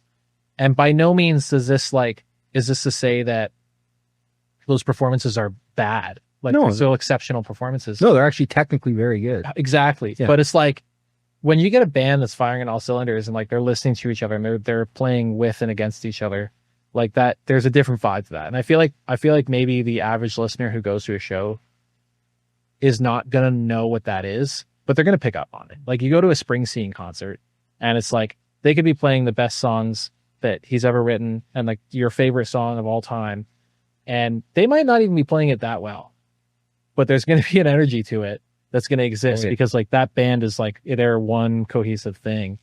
So I think in-ears can kind of like in-ears with young musicians, especially in the higher gun land, that can create some weirdness there.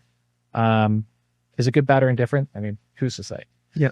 I would make the argument, especially in recent years, that more of a challenge in live performance is coming from artists who have so little experience on stage at all, who are being thrust into these huge opportunities. Right. And I mean, like, look at like TikTok artists and stuff. Like, there's so many festival lineups in the last 2 festival seasons in North America where I know I'm getting old, but it's like, I don't know who any of these people are, and that's okay. But then you do a little bit of reading. It's like, oh, TikTok artists, they got famous because of this thing on YouTube. Okay. And that's, you know, media's changing. But I personally think, and this could be a hot take, you know, the best bands in the world, usually because they came up playing music together and often, right? Whereas when you just take X artists who got popular for Y reason, throw tracks behind them and put them on, you know, a Riot Fest stage that's like a 60 by 40 deck and they don't know what to do and they don't really know how to perform. Like that's kind of a detriment to live performance overall, in my opinion. You know, like there's definitely no stay power there. It's weird. Yeah. It's weird. And it's just kind of like people are buying tickets. So obviously I'm wrong. You know what I mean? Like I accept that. But like, I don't know. There's just a weird thing about it. Like it's, I feel like there's that part of kind of like live performance in a way, in some genres, in some areas, is definitely taking a bit of a hit, in my opinion. I think you're right in a sense that I think that there is an energy that you lack, right? So if you're going, so this is a thing. If you're going there for entertainment, no different than if you're scrolling on your phone for entertainment. Like you said, like it's not a bad show. Yeah. Technically, probably a great show. Yeah, for sure. But it's entertainment. Yeah. And the difference is that the people who've cut their teeth and have played a lot together, they're more about the art. Yeah. Right. And the art side of it is a different thing. And not always does the art rise to the top. That's a fair point. Right. Absolutely. Like sometimes, you know, if you look at certain bands like Blue Rodeo, you know, very, very successful in Canada, very successful songs around the world, but like got kind of to a point and then didn't, like, you're not seeing them, you know, on stadiums like, you know, Bruce Springsteen as an example, right? Yeah. Like, so, and again, like that, there's lots of reasons for that, none of which you and I even, you know, can even talk about really, because we, you know, we don't understand. Well, it's like that history, but market share, you know, they're Canadian versus US. Totally. US, yeah. But like at the end of the day, I guess what I'm saying is like the art is to some people more important than the entertainment. Well, yeah. So, and I think that from an artist perspective, 100%, right? Yeah. So the artist is not necessarily willing to sacrifice the art side of it. Yeah. To go there. And I think that's a part of it. And I think that it's sometimes, especially right now, like you said, people are looking for the most efficient way to put an artist around the world or to put you know, and sometimes that's, get rid of the band, bring in the hired guns, bring in the Kempers, bring in the in-ears, make the package as small as we possibly can, make the crew as small as we possibly can, and put them in as many, while this song's hot on TikTok, let's put them in as many places as we possibly can, make as much money on it as possibly can. And if we can get a follow-up, awesome. Yeah. Let's put some writers on it. Let's see what we can do. And if it goes, it goes. Yeah. Great. But if we don't necessarily have too much into it and we're getting a lot out of it. Yeah. So let's rinse and repeat. Of it. Yeah. And I think you're hitting it on the head for sure. And I think the other weird thing, you know, like looking at the art of it, like, I mean, music is an art, period. I think we can all agree on that. But like, it does seem to get weird to me where it's like, there's this culture, maybe culture is the wrong word, but there's this environment where, you know, you've got artists online or people online who are creating music content. And I call it content because I feel like there's a difference between like a band going in a room and creating music, or even a songwriter working with people and creating music, or even a songwriter with themselves with an acoustic guitar or a piano, or even maybe just with, Ableton creating a song. But like, there's a point that I feel like it crosses a line, again, hot take, where if you're one of those people, it's like, okay, you've got your Ableton session, you're making your song, and you create a really good hook. Like, you've got great ideas, right? And then you put it on TikTok or whatever platform it might be. And if you get enough follows on it, or if you get enough shares on it, or enough attention around the hook, you'll finish the song. That to me feels weird, right? And I mean, it is. Times are changing, but it's not as weird or annoying as AI music, like, because there's going to be arguments made for a place for AI music.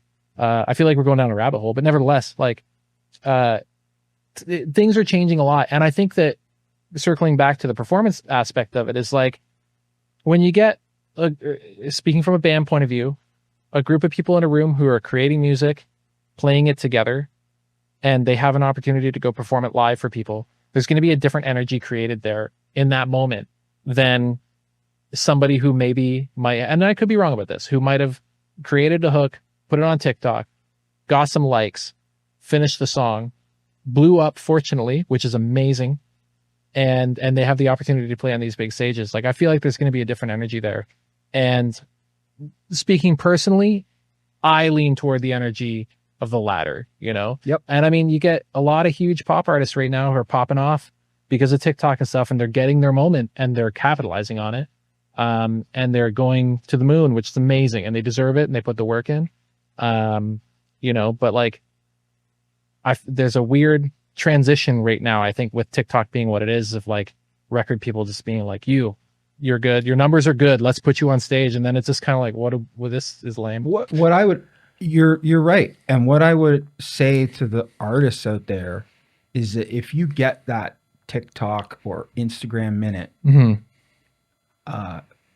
be careful what you do with it. Yeah. Because I think that there's an opportunity there to take that minute and become really successful. And I'll give an example that has nothing to do with social media, but it's the same type of thing.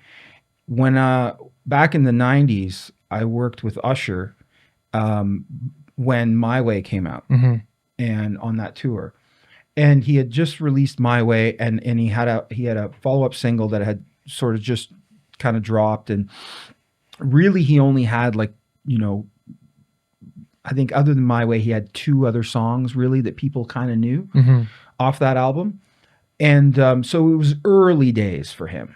And where this ties into what we're talking about is he played 5 songs. So he got paid this big pile of money to come to London, Ontario and play 5 songs.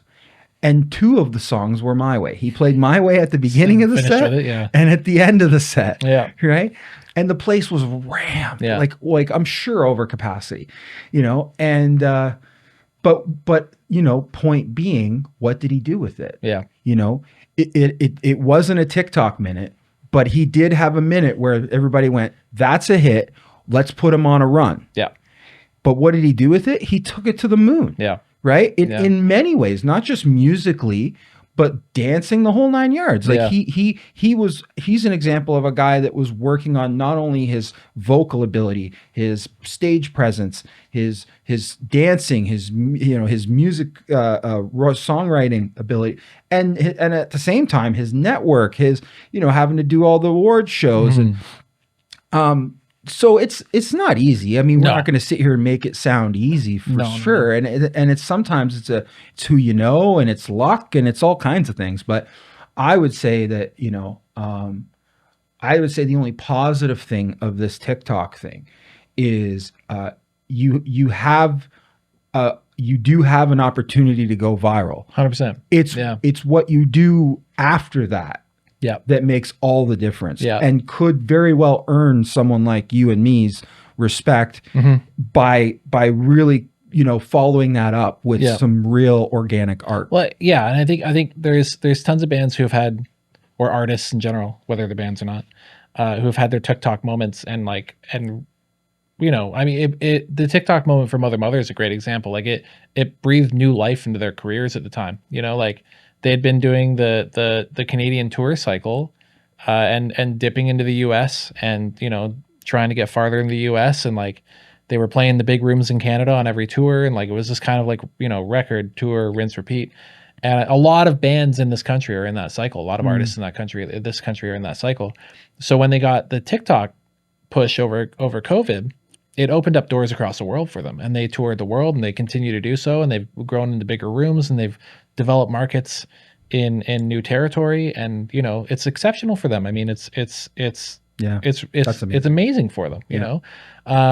Strumbella's had Spirits do a big TikTok thing. It grew their listenership, like, and they get to keep going out and doing this stuff. It's just, I think that it's just those handful of like viral moments. Now they're touring because it seems like the right business decision. Is just to me it just feels a bit weird. Like I worked at History for a couple of years in Toronto as one of the technical directors there, and like every now and again you'd have like a TikTok artist come through, and like most of them are all very, very good performers, better than myself, of course, like and they're getting up there and doing it, so kudos to them. It's hard, but as you can tell, it's like, okay, these people have really worked on honing their craft, and these people are riding a magic carpet. And I think it shows. And I mean, I hope we get to a point, especially in festival booking, where like we find that, I say we, but like the industry finds that line of like, okay, who's bringing real performance to the table, and who's riding the magic carpet right now of trending success. Because like, I don't know, maybe this has just been the case of all time, and it's just been different medias, and I'm only old enough now to recognize it. I could just be dating myself this whole conversation, who knows? but I think it has definitely changed the live landscape a bit. And it's not even to say that you can't have an incredible performance with track and vocal. I mean, we've all seen incredible track and vocal and singing and dancing performances. It's not just about bands. It's just like there's just a difference in energy between I put a single out and I've got 10 other songs and I'm here because numbers, and somebody who really did, like Tate McRae, mind-boggling performer, right? Got her moment, biggest pop star in the world right now. Like up there. And what she did with it, unbelievable, mattered. mattered. And her team behind her, like insane. So it's just like, and I don't even know, to be fair, like I don't think she was a TikTok artist, but like it came out of nowhere, and it was like locked onto and built properly. But she's always been an incredible performer though. Like that's just what it is. So I think there's and I mean, you mentioned it way earlier in the convo, but I'm going to circle back to it and, say that I see there being, at least for a short period of time, possibly longer, I see there being even wider extremes between entertainment content and, musical art in a sense of AI. Oh my word. Yeah. And I don't think that's going away. Like, and I think that, the AI, like we're seeing AI artists now. Obviously everybody heard, the news of, the Academy's sort of stance on that. But like, again, like you said, new technologies, I mean, you talked earlier about you and your brother, going out and collecting CDs and things change, right? But some things still stay the same. I mean, vinyl is the biggest it's ever been in terms of a media, right? I think AI is here to stay. Obviously, we all know that. Or lots of people are utilizing it in their daily lives, even just Googling now, and they don't even realize it, that they're reading an AI description at the top of Google. And so I think that it's here to stay. I'm not on the forefront of understanding where that's headed, because I mean, it's moving so fast that I don't think any one person really has their finger truly on the button, because there's also a number of major companies working on a pile of different things. But I'm in one way excited to sort of see how it can create some tools that can help on the artistic side, I'm also interested to see how the AI artists get marketed and how that becomes a form of entertainment outside of your device. Yeah. Yeah. I don't know. It's like in the live world, right? Yeah. It's something that I haven't, I mean, I've kind of, I don't want to say I've steered clear of it. I haven't really engaged in it. Mm. I haven't actively listened to AI music. I'm sure I've heard it. It's pretty good. But well, yeah. I mean, I know I've heard it, but it's like I haven't looked to try and find it. I think my biggest kind of concern with like AI music content is how it's going to just affect the entire financial landscape of the business. Oh, absolutely. Because I mean, a major way a lot of artists make decent money is with sync, so it's like if you get that commercial or a song in a movie and that kind of thing, it's like there can be a lot of revenue there for a lot of bands. And I think that it's a revenue source that like a lot of people don't really consider when they're thinking about like, oh, they're a band, they make their money from touring and selling records, but nobody sells records anymore, so how do they make their money? The sync is a pretty big one. And like this is all outside of my business scope, but like if it's gonna, you can't tell me that it's not gonna be cheaper for like whatever commercial company to get an AI song and put it in. Like it already is cheaper because like look at YouTube. 99% of music I'm sure on YouTube and most people's videos is AI because they can't just like just put anybody's song into it. Nope. And if they are, or there's repositories of websites where you can just grab sync free music and put it in your video and pay like a membership or whatever. I think that AI is really going to eat into that kind of stuff. And I really hope, and maybe this is naive, I really hope that as a whole, there will be a pushback to AI artists. Like, it's one thing if AI finds its place in YouTube sync or just sync in general. It's probably going to happen because it's going to be cheaper. But I hope as a whole, like there's going to be kind of a pushback to that. We don't want it. You can't tell me that everybody wants this. Like it's a fiscal thing, like I know as much as music is kind of a commodity these days and, compared to what it used to be when like 50 years ago, when people would be so stoked for that new band to drop a single and rush to the record store, like that doesn't happen anymore. Mm-hmm. I tried to pre-save a song the other day on Apple Music. Again, super aging myself right now.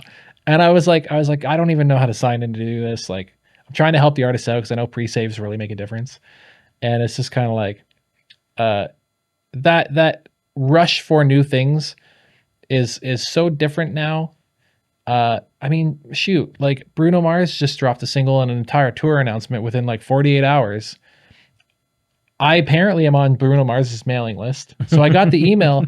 I don't know that anyone was talking about this before this, not hugely, right? Yeah. So it's like that whole, like, we're putting a record out in a month, like get stoked. Like that's kind of, it's different now. Yeah. Because everything is so immediate. Yeah. And like he's going to release one single at a time. So that draw for like the new music, it's changed. Music's a commodity. I don't think AI music is going to fill that gap. And like, I don't know. You saw what happened when they tried to do that hologram concert. It was, people saw it at a curiosity, not. I mean, they're not doing that anymore. Nobody cares. Yeah, I think there'll be I think you're right. I think there'll be a place for it. I think whether we want it or not, there's going to be, for sure. Yeah. And I think that, but I think that many humans are smart enough to, once they experience, so let's just pretend for a moment we have AI artist concerts.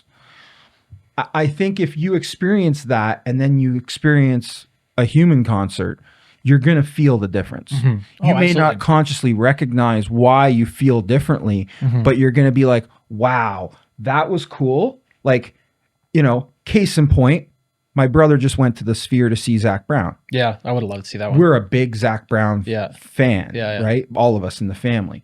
Me and Kyle went to see him open up for Kenny Chesney at Ford Field, and we were front row.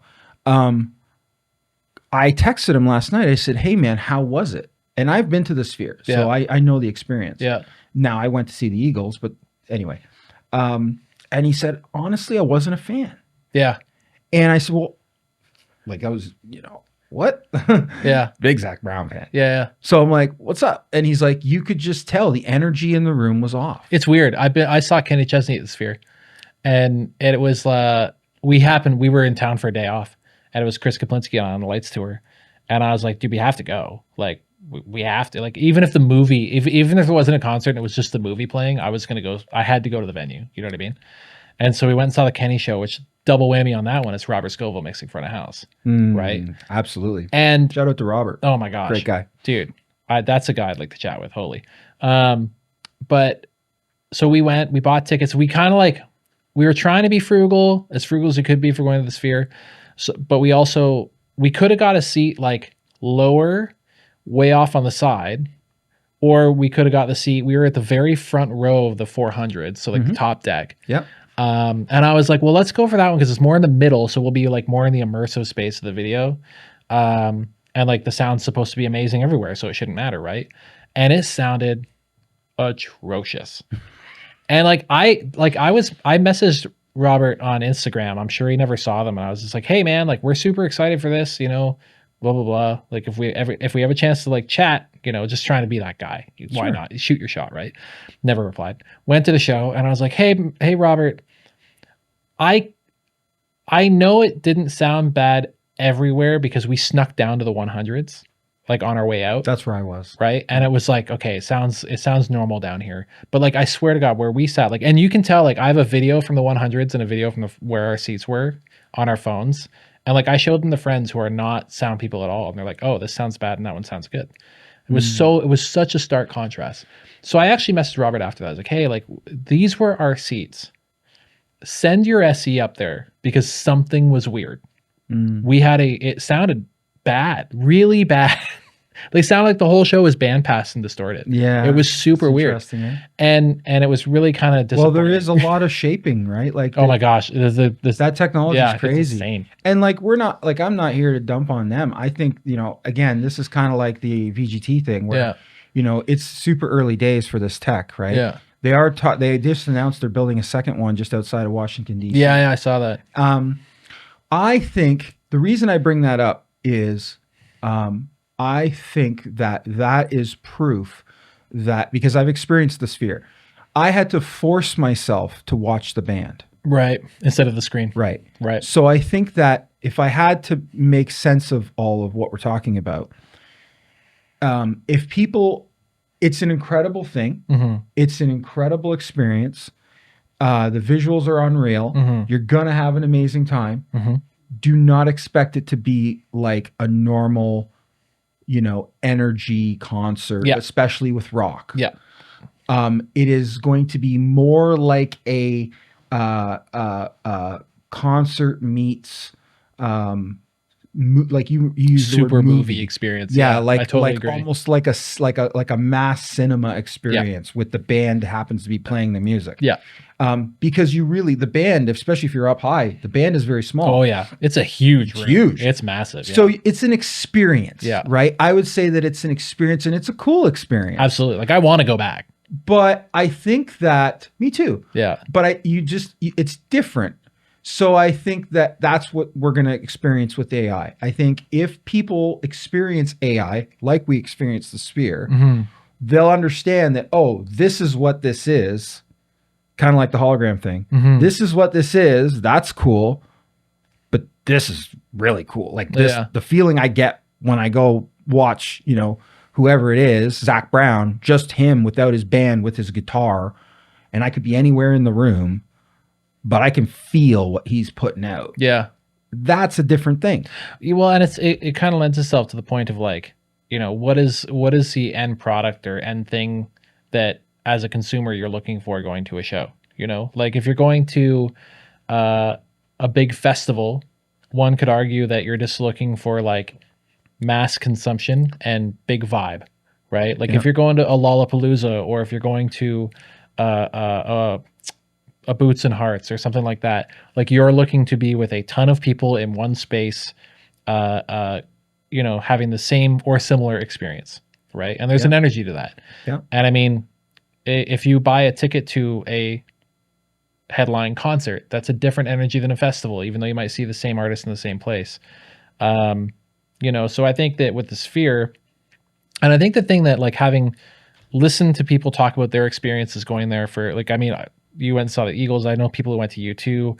I'm sure the Fish show probably nailed it, right? Maybe. Yeah. Actually, I heard some people say the Fish show didn't sound great either, but it's a weird environment to mix in. So that's a whole other can of worms. It is. But like, you know, the expectation going into it needs to maybe be adjusted because that we found the same Correct. thing. Like aside from the weird Sonic experience we had, the visual experience is unbelievable. It's unmatched. Yeah, You know, for sure. Definitely. and in the fact that they also have like the 4D where they can like move air really quickly in the room, like in the intro for the Kenny Chesney show, maybe it was a fluke, but like you're kind of like floating through water or whatever. Yeah. And I swear there was like the air conditioning ramped up and like we all got chills, you know, like it was insane. Yeah. But I do agree. It's like if you're going there as a fan of the artist to be, you know, enjoy them performing, weirdly enough, I don't think that that's really the venue for it, unless that artist lends itself to a visual experience. Like seeing Justice there or somebody like EDM might be insane. Oh yeah, for sure. Right? Because I mean, Ilium's doing a show there. Oh, that'll be good. Yeah, totally. That'll be insane. A stint of dates coming up. Yeah, right? And they're plugging it like crazy on it. Sirius that would XM be good. right I bet you the Backstreet Boys would have been a good one too, because it's like, you know, they're doing their thing on stage. That's sick. They've got the huge iMac, but also it's just like you're gonna jam out to the music and get on with it. But like band thing, I don't know if it's the right vibe for them. We'll see. That's exactly what my brother kind of said, right? Yeah. Especially because the stage is kind of small, and they, you know, a guy like Kenny, you know, Kenny's used to like I've seen Kenny front row in the Sandbar several times now. Yeah. You know, again, shout out to Robert. Yeah. And you know, he did a great job mixing. And both times I saw him, phenomenal. Both times, once in Nashville, once in Detroit, and phenomenal. But he likes to run around. Yeah. And which he did. They did a big like thrust, or they made the stage like really wide. Did they? Yeah. Dude, that could. It's the first time I'd seen him, and like he can fill that stage up. He's an incredible performer, and his band's insane. Totally insane. But yeah, as an experience overall, it was kind of like okay. Yeah. It's not where, but also like we didn't have an expectation. You know, we didn't know what to really expect, that's also kind of interesting. It's like okay, it was not what we expected, but also I still love the experience. You know. So I'll combine a couple of questions in one. Do you, because the cool part about chatting with you is you've recently sort of been around the world, you know, in the last few years or so, and different acts, different things. Canada, US, and the world.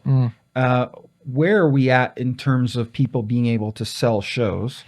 And at the same time, are we still seeing club shows being a thing? Because clubs in Canada, at least, are dead or gone or dying. And then there's, of course, theaters and then arenas and festivals, right? Like there's sort of the four tiers. What are you sort of seeing out there that us as Canadians who maybe haven't been to as many international shows as you have, have seen? I think that I haven't worked in under 500 cap rooms in a very long time. A lot of those rooms still exist though. You know, like a mod club it's been around for a while, but now it's mod club again. You know, like what's it, 600 cap? Like it's still a big room. You know, Edmonton still has a Starlight. I don't know if Calgary still has a small cap. Like those rooms do still exist. I've been predominantly in the last couple years in like that anywhere between 5 to 2,000 cap. And I mean, you know, Live Nation's bought up most of the other companies like House of Blues and the Fillmores. So that's all under kind of one roof now. And most of those rooms are kind of in that range of, you know, anywhere between 5 to 2,500 cap. And then they're also doing a lot of new rooms that are larger in a lot of places, a lot of states. And even like we've got History Toronto, History Ottawa's coming. Saw that. Yeah. And I mean, like they're really well outfitted, good rooms. And I mean, there's tons of they've got lots of shows in them and a lot of them are selling well. That's good.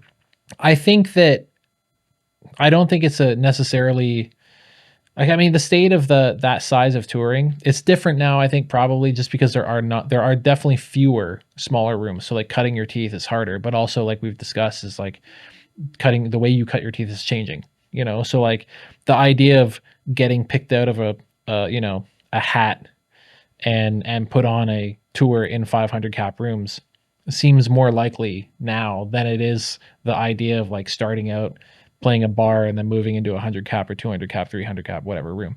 So I think that whole progression is changing, and the rooms are being affected. As far as like shows selling, I mean, it's a tough economy out there. You know, in North America, like everything is expensive.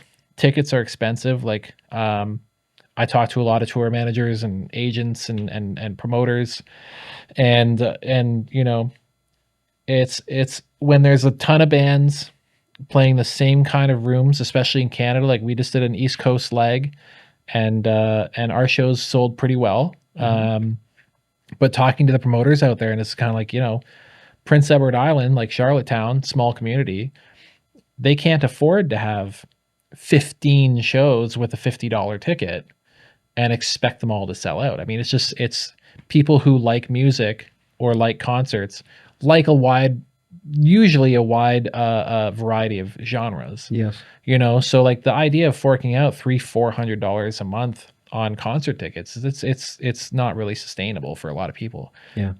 So I think that's eating into that kind of thing more than venues. And I know venues struggle because younger people just don't drink as much, and alcohol used to anchor a lot of venue revenue. So, you know, there's some massive shifts happening in that whole market, just how we're finding artists, how venues are surviving. And a lot of them are being bought up by Live Nation, which people say is good and bad. From my point of view, I enjoy working in Live Nation rooms. You know, I know that I recognize and see the problems and annoyances with the company, but you know, they're buying artists, and I mean, if they buy the venues and they're taking the risk off the table and the guarantees stay okay. Yep. You know, it's keeping people working. So yeah, it definitely is, because there's certainly, you know, less non-live Live Nation rooms that exist. Yeah. Everywhere. I mean, yeah. But the ones like I've been to History's Grey Venue. Yeah. Yeah. As an example, shout out to my buddy Mark who runs that place for them, and you know, I think it's in some ways it sort of, when Kyle took me there for the Muse show, I hadn't been before, and it was sort of like a renewed sense of what a venue could be in Toronto for me at that size. I was like, wow, this is well done. It's really well done. And so that's, I don't think there's anything bad about that. I think it's all good. And you know, I get it. You know, it's Live Nation is a big company, but you know, invested for the long run. And you know, somebody's got to be. I mean, there's lots of things that people can invest money in these days that are, you know, can be very successful, and absolutely, music isn't always one of them. So you know, there's that. What do you think? Because you know, I guess I never really asked this at the beginning, but what's your sort of, you know, the musical genres that you gravitate towards? Would rock be like? So I always kind of make the joke now that I don't really like music that much. Yeah. And I say it's a joke because I'm always listening to music, but like, well, that's kind of the funny thing about it, is like, when I'm like deep in work in my office or something like that, like advancing a tour, very seldom am I actually listening to music. Like 90% of the music I listen to now is, oh, I'm going to do this. I got hired on to do this act. I'm going to listen to them, and then I study it so that when I go mix it, I can mix it. Having said that, I don't really seek out a lot of new music. A lot of new music just kind of falls in my lap. Yeah. And funnily enough, like I don't use Spotify. I'm an Apple Music guy. My Apple Music Wrapped was essentially just my tour resume for the year. But you know, I would say that I listen to a wide variety of music. I do listen to a lot of country music. I like kind of more the older school kind of country, but a lot of pop country as well. I don't listen to a lot of hip hop and stuff, but I got into a decent amount of R&B via History because we had a lot of R&B come through. Yeah. Rock. Yeah. I mean, John Mayer is up there as like one of my favorite artists. Like, so like, I guess that's kind of like, he calls it sob rock. So there's that. Yeah. I don't know. I'm not too overly biased. Sometimes I'll just put on like classical piano pieces and just kind of do my thing. A lot of like just chill EDM house stuff, like whatever kind of strikes the mood. I only bring that up because uh, we talk a lot about certain acts that you've worked with, like the Hmm. Big Sugars and Ian, and these are these are rock Yeah, bands. definitely. Now they're influenced by other things. Yeah, Obviously, Gordy's got huge reggae sort yeah, of yeah. influence, and um, but uh, what do you see the scene as right now in Canada in terms of music?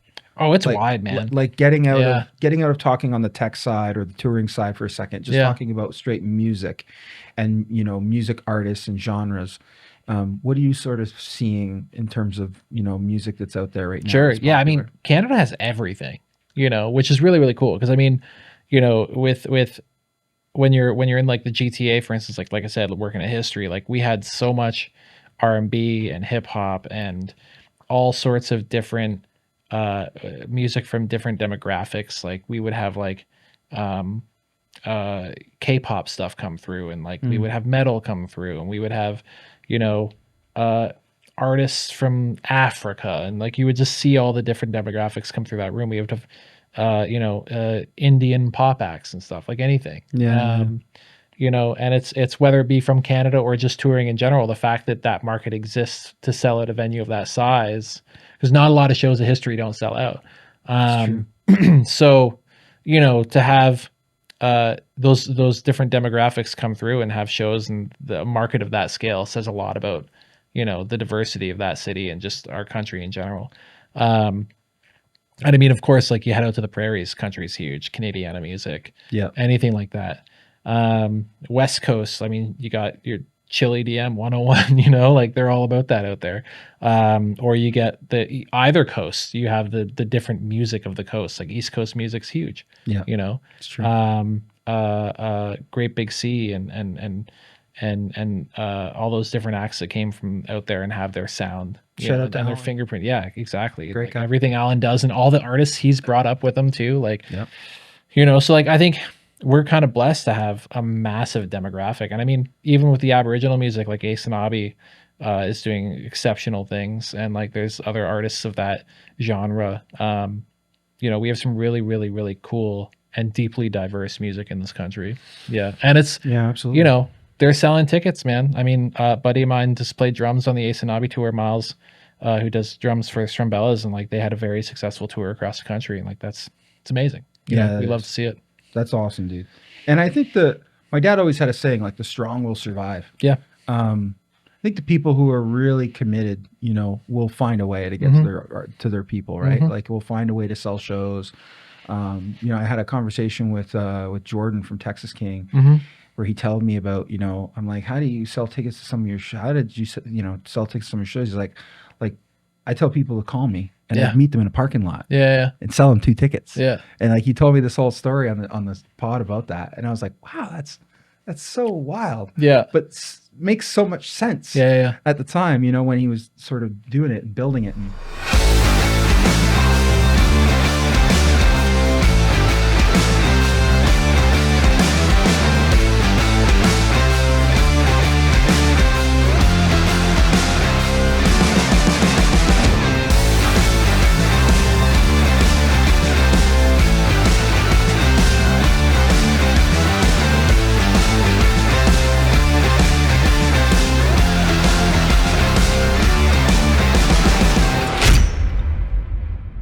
what about the management side?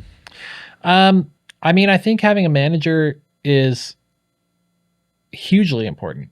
I mean, if you're, I wish I had a manager, man. Like, I mean, I can't afford it, but like, and I really don't need one. But like the fact that as an artist, like your job is to create and to, you know, exercise your creative ability, and like you want to create music and you want to put it out.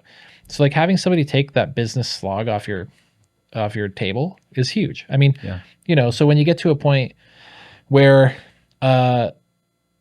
you just have a lot of things happening at the same time, like having somebody to deal with that is really important. Having somebody who does know what a good label contract is supposed to look like. They're going to protect your best interests. Like that's what they're there for. Like arguably, like the number one reason to have a manager, and maybe I'm wrong about this, and I would love to learn more about this, but like as an artist, I would think the number one reason to have a manager would be to protect you and make sure you're getting the best value out of a record deal. Yeah. You know, like that's going to be their gig. Like they hire me to do the tour stuff.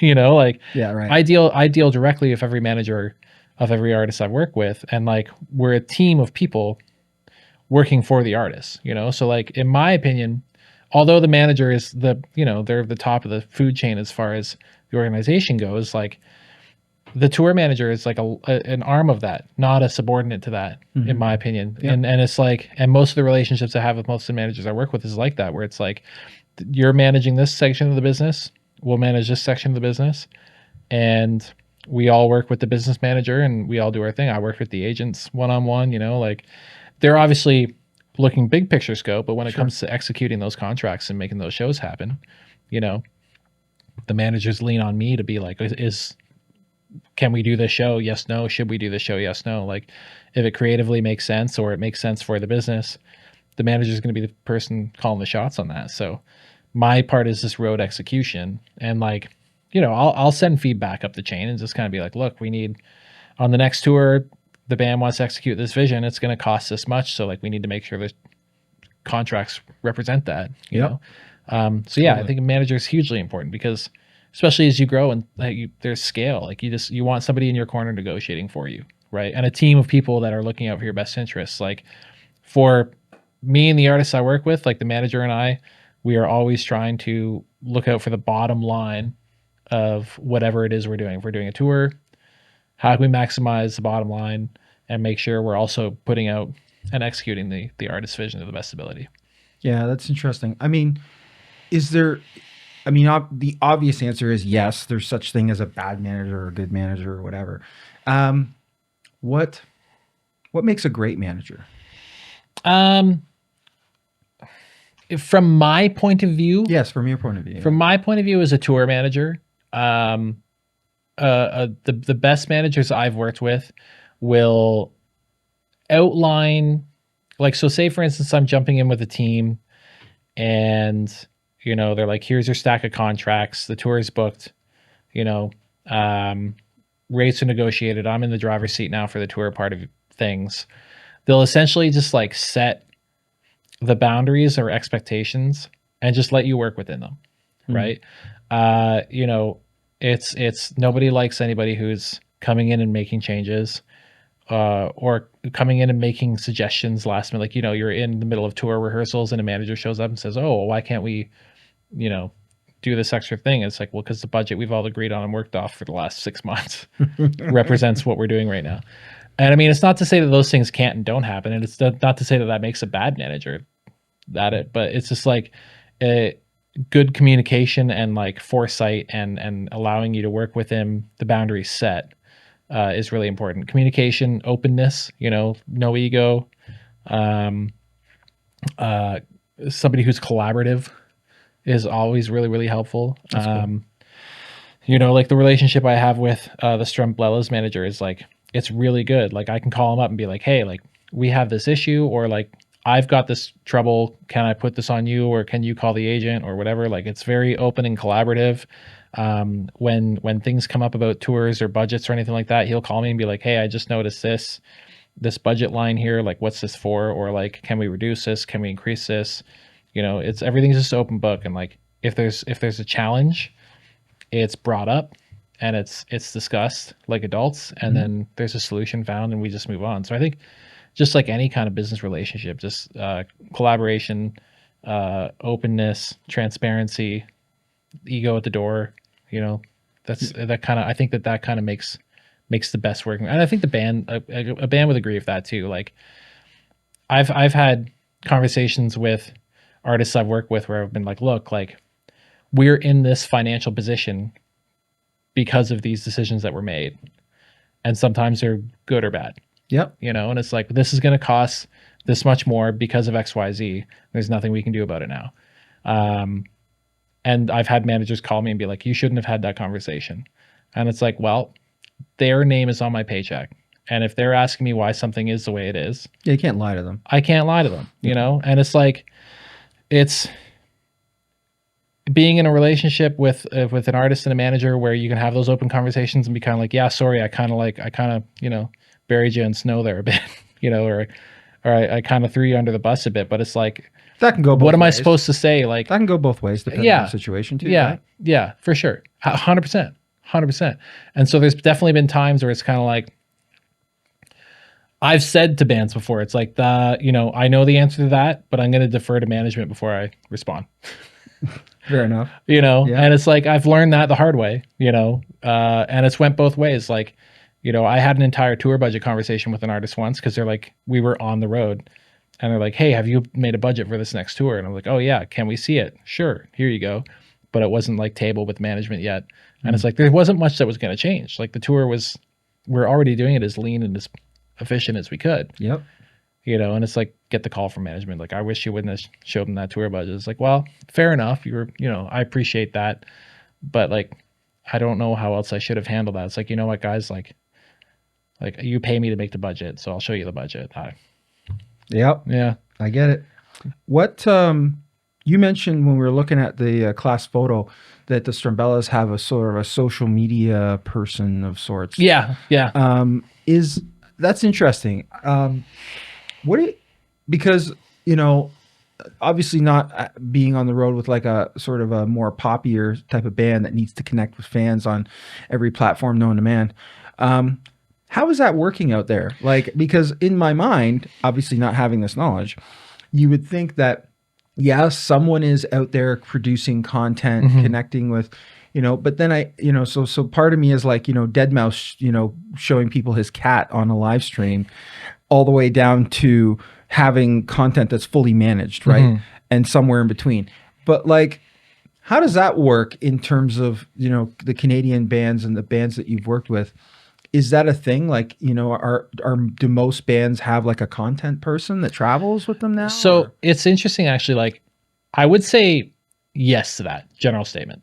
Strumbellas are the first act that I've toured with that actually brought a dedicated content person on the road. Okay. Which is, you would think is crazy. Like, you would think that bands that I've toured with earlier would have done the same thing, and they didn't. And I was surprised. Interesting. So are they doing their own content then? The Strumbellas will create and post their own content, but the role of Sonia and the other content people we've had on the road with us in the past, their primary role is like they're collecting during the show, so they're shooting video and photos, and then of course they're editing that every night, and like every single night after the show, like there'll be a Dropbox with photos from that show and videos from that show.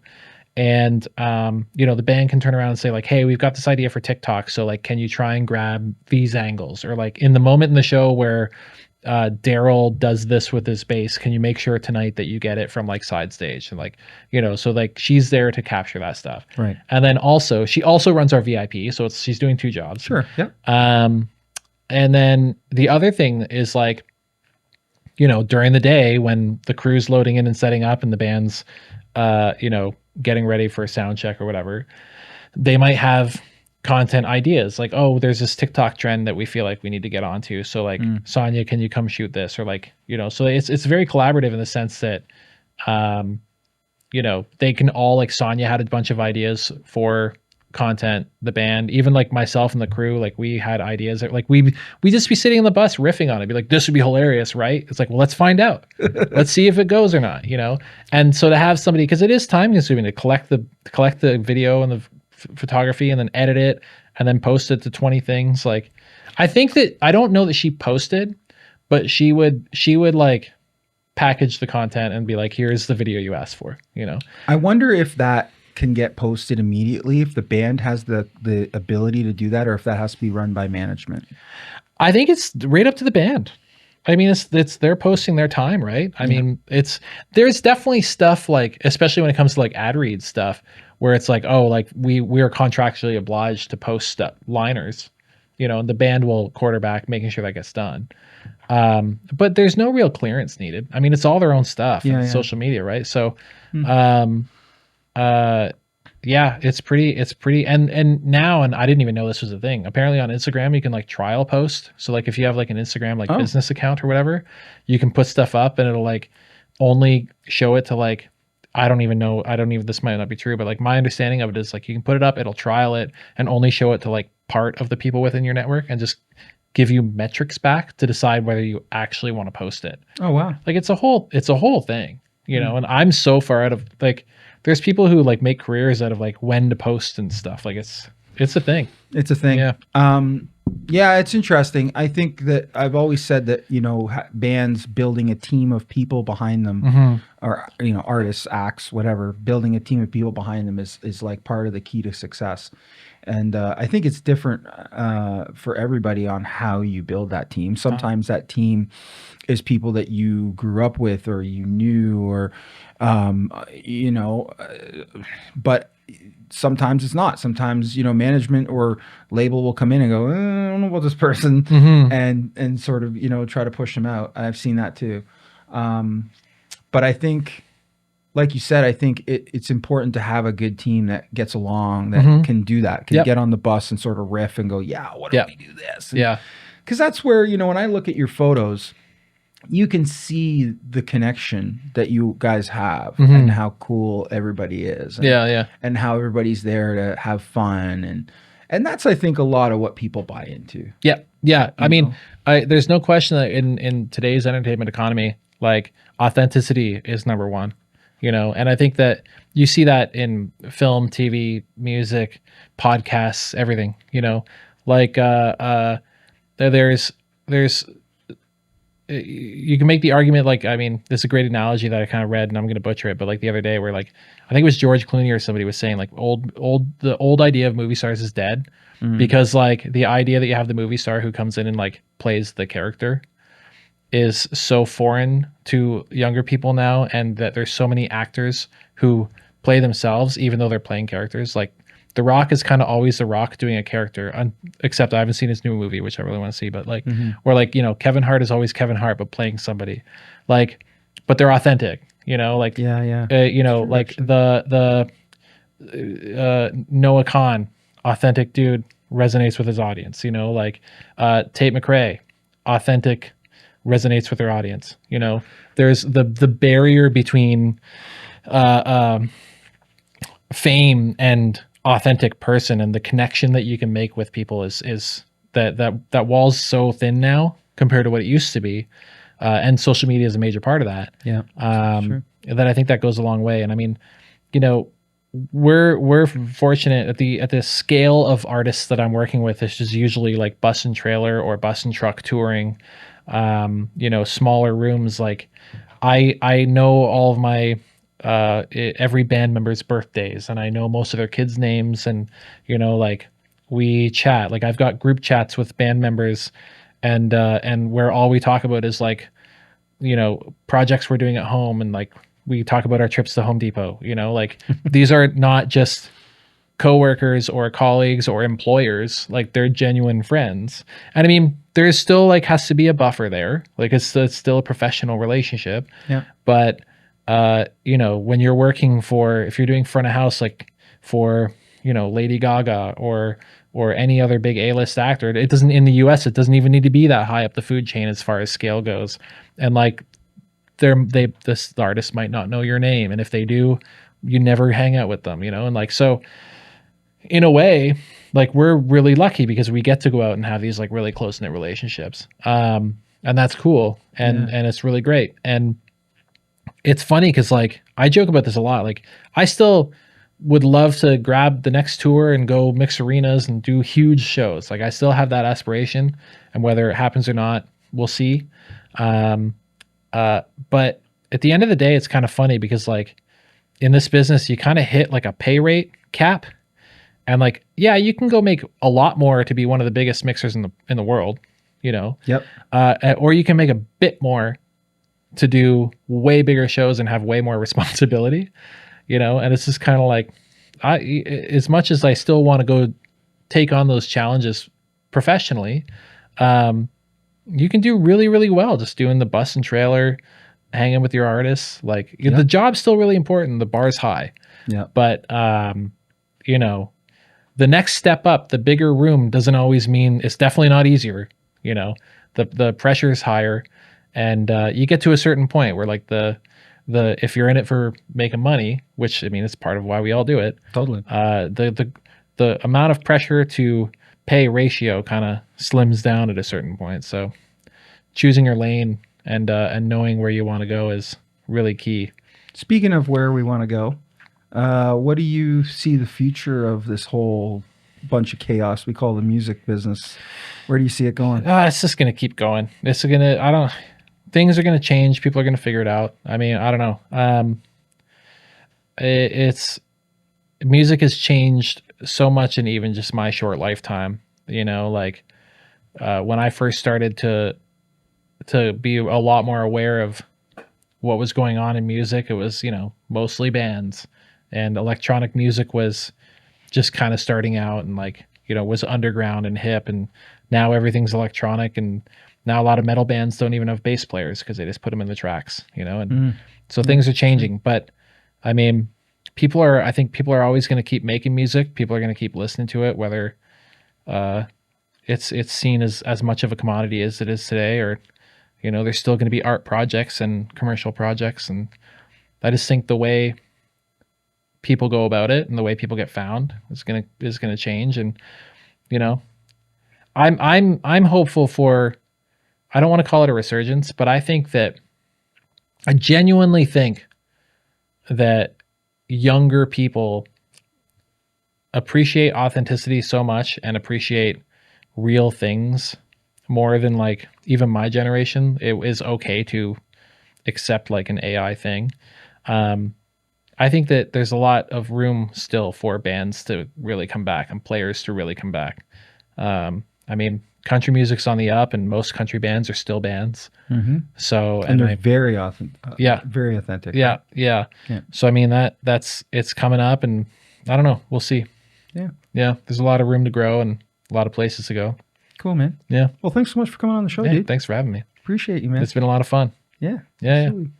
Everybody, Ryan here from Music City Live. Thanks so much for tuning in. We'll see you on the next episode, everybody. Take care. Thank you for watching Music City Live. If you like this episode, like the video. And for more clips and episodes, subscribe to the channel. Feel free to join the conversation by commenting below, and visit us at musiccityliveshow.com.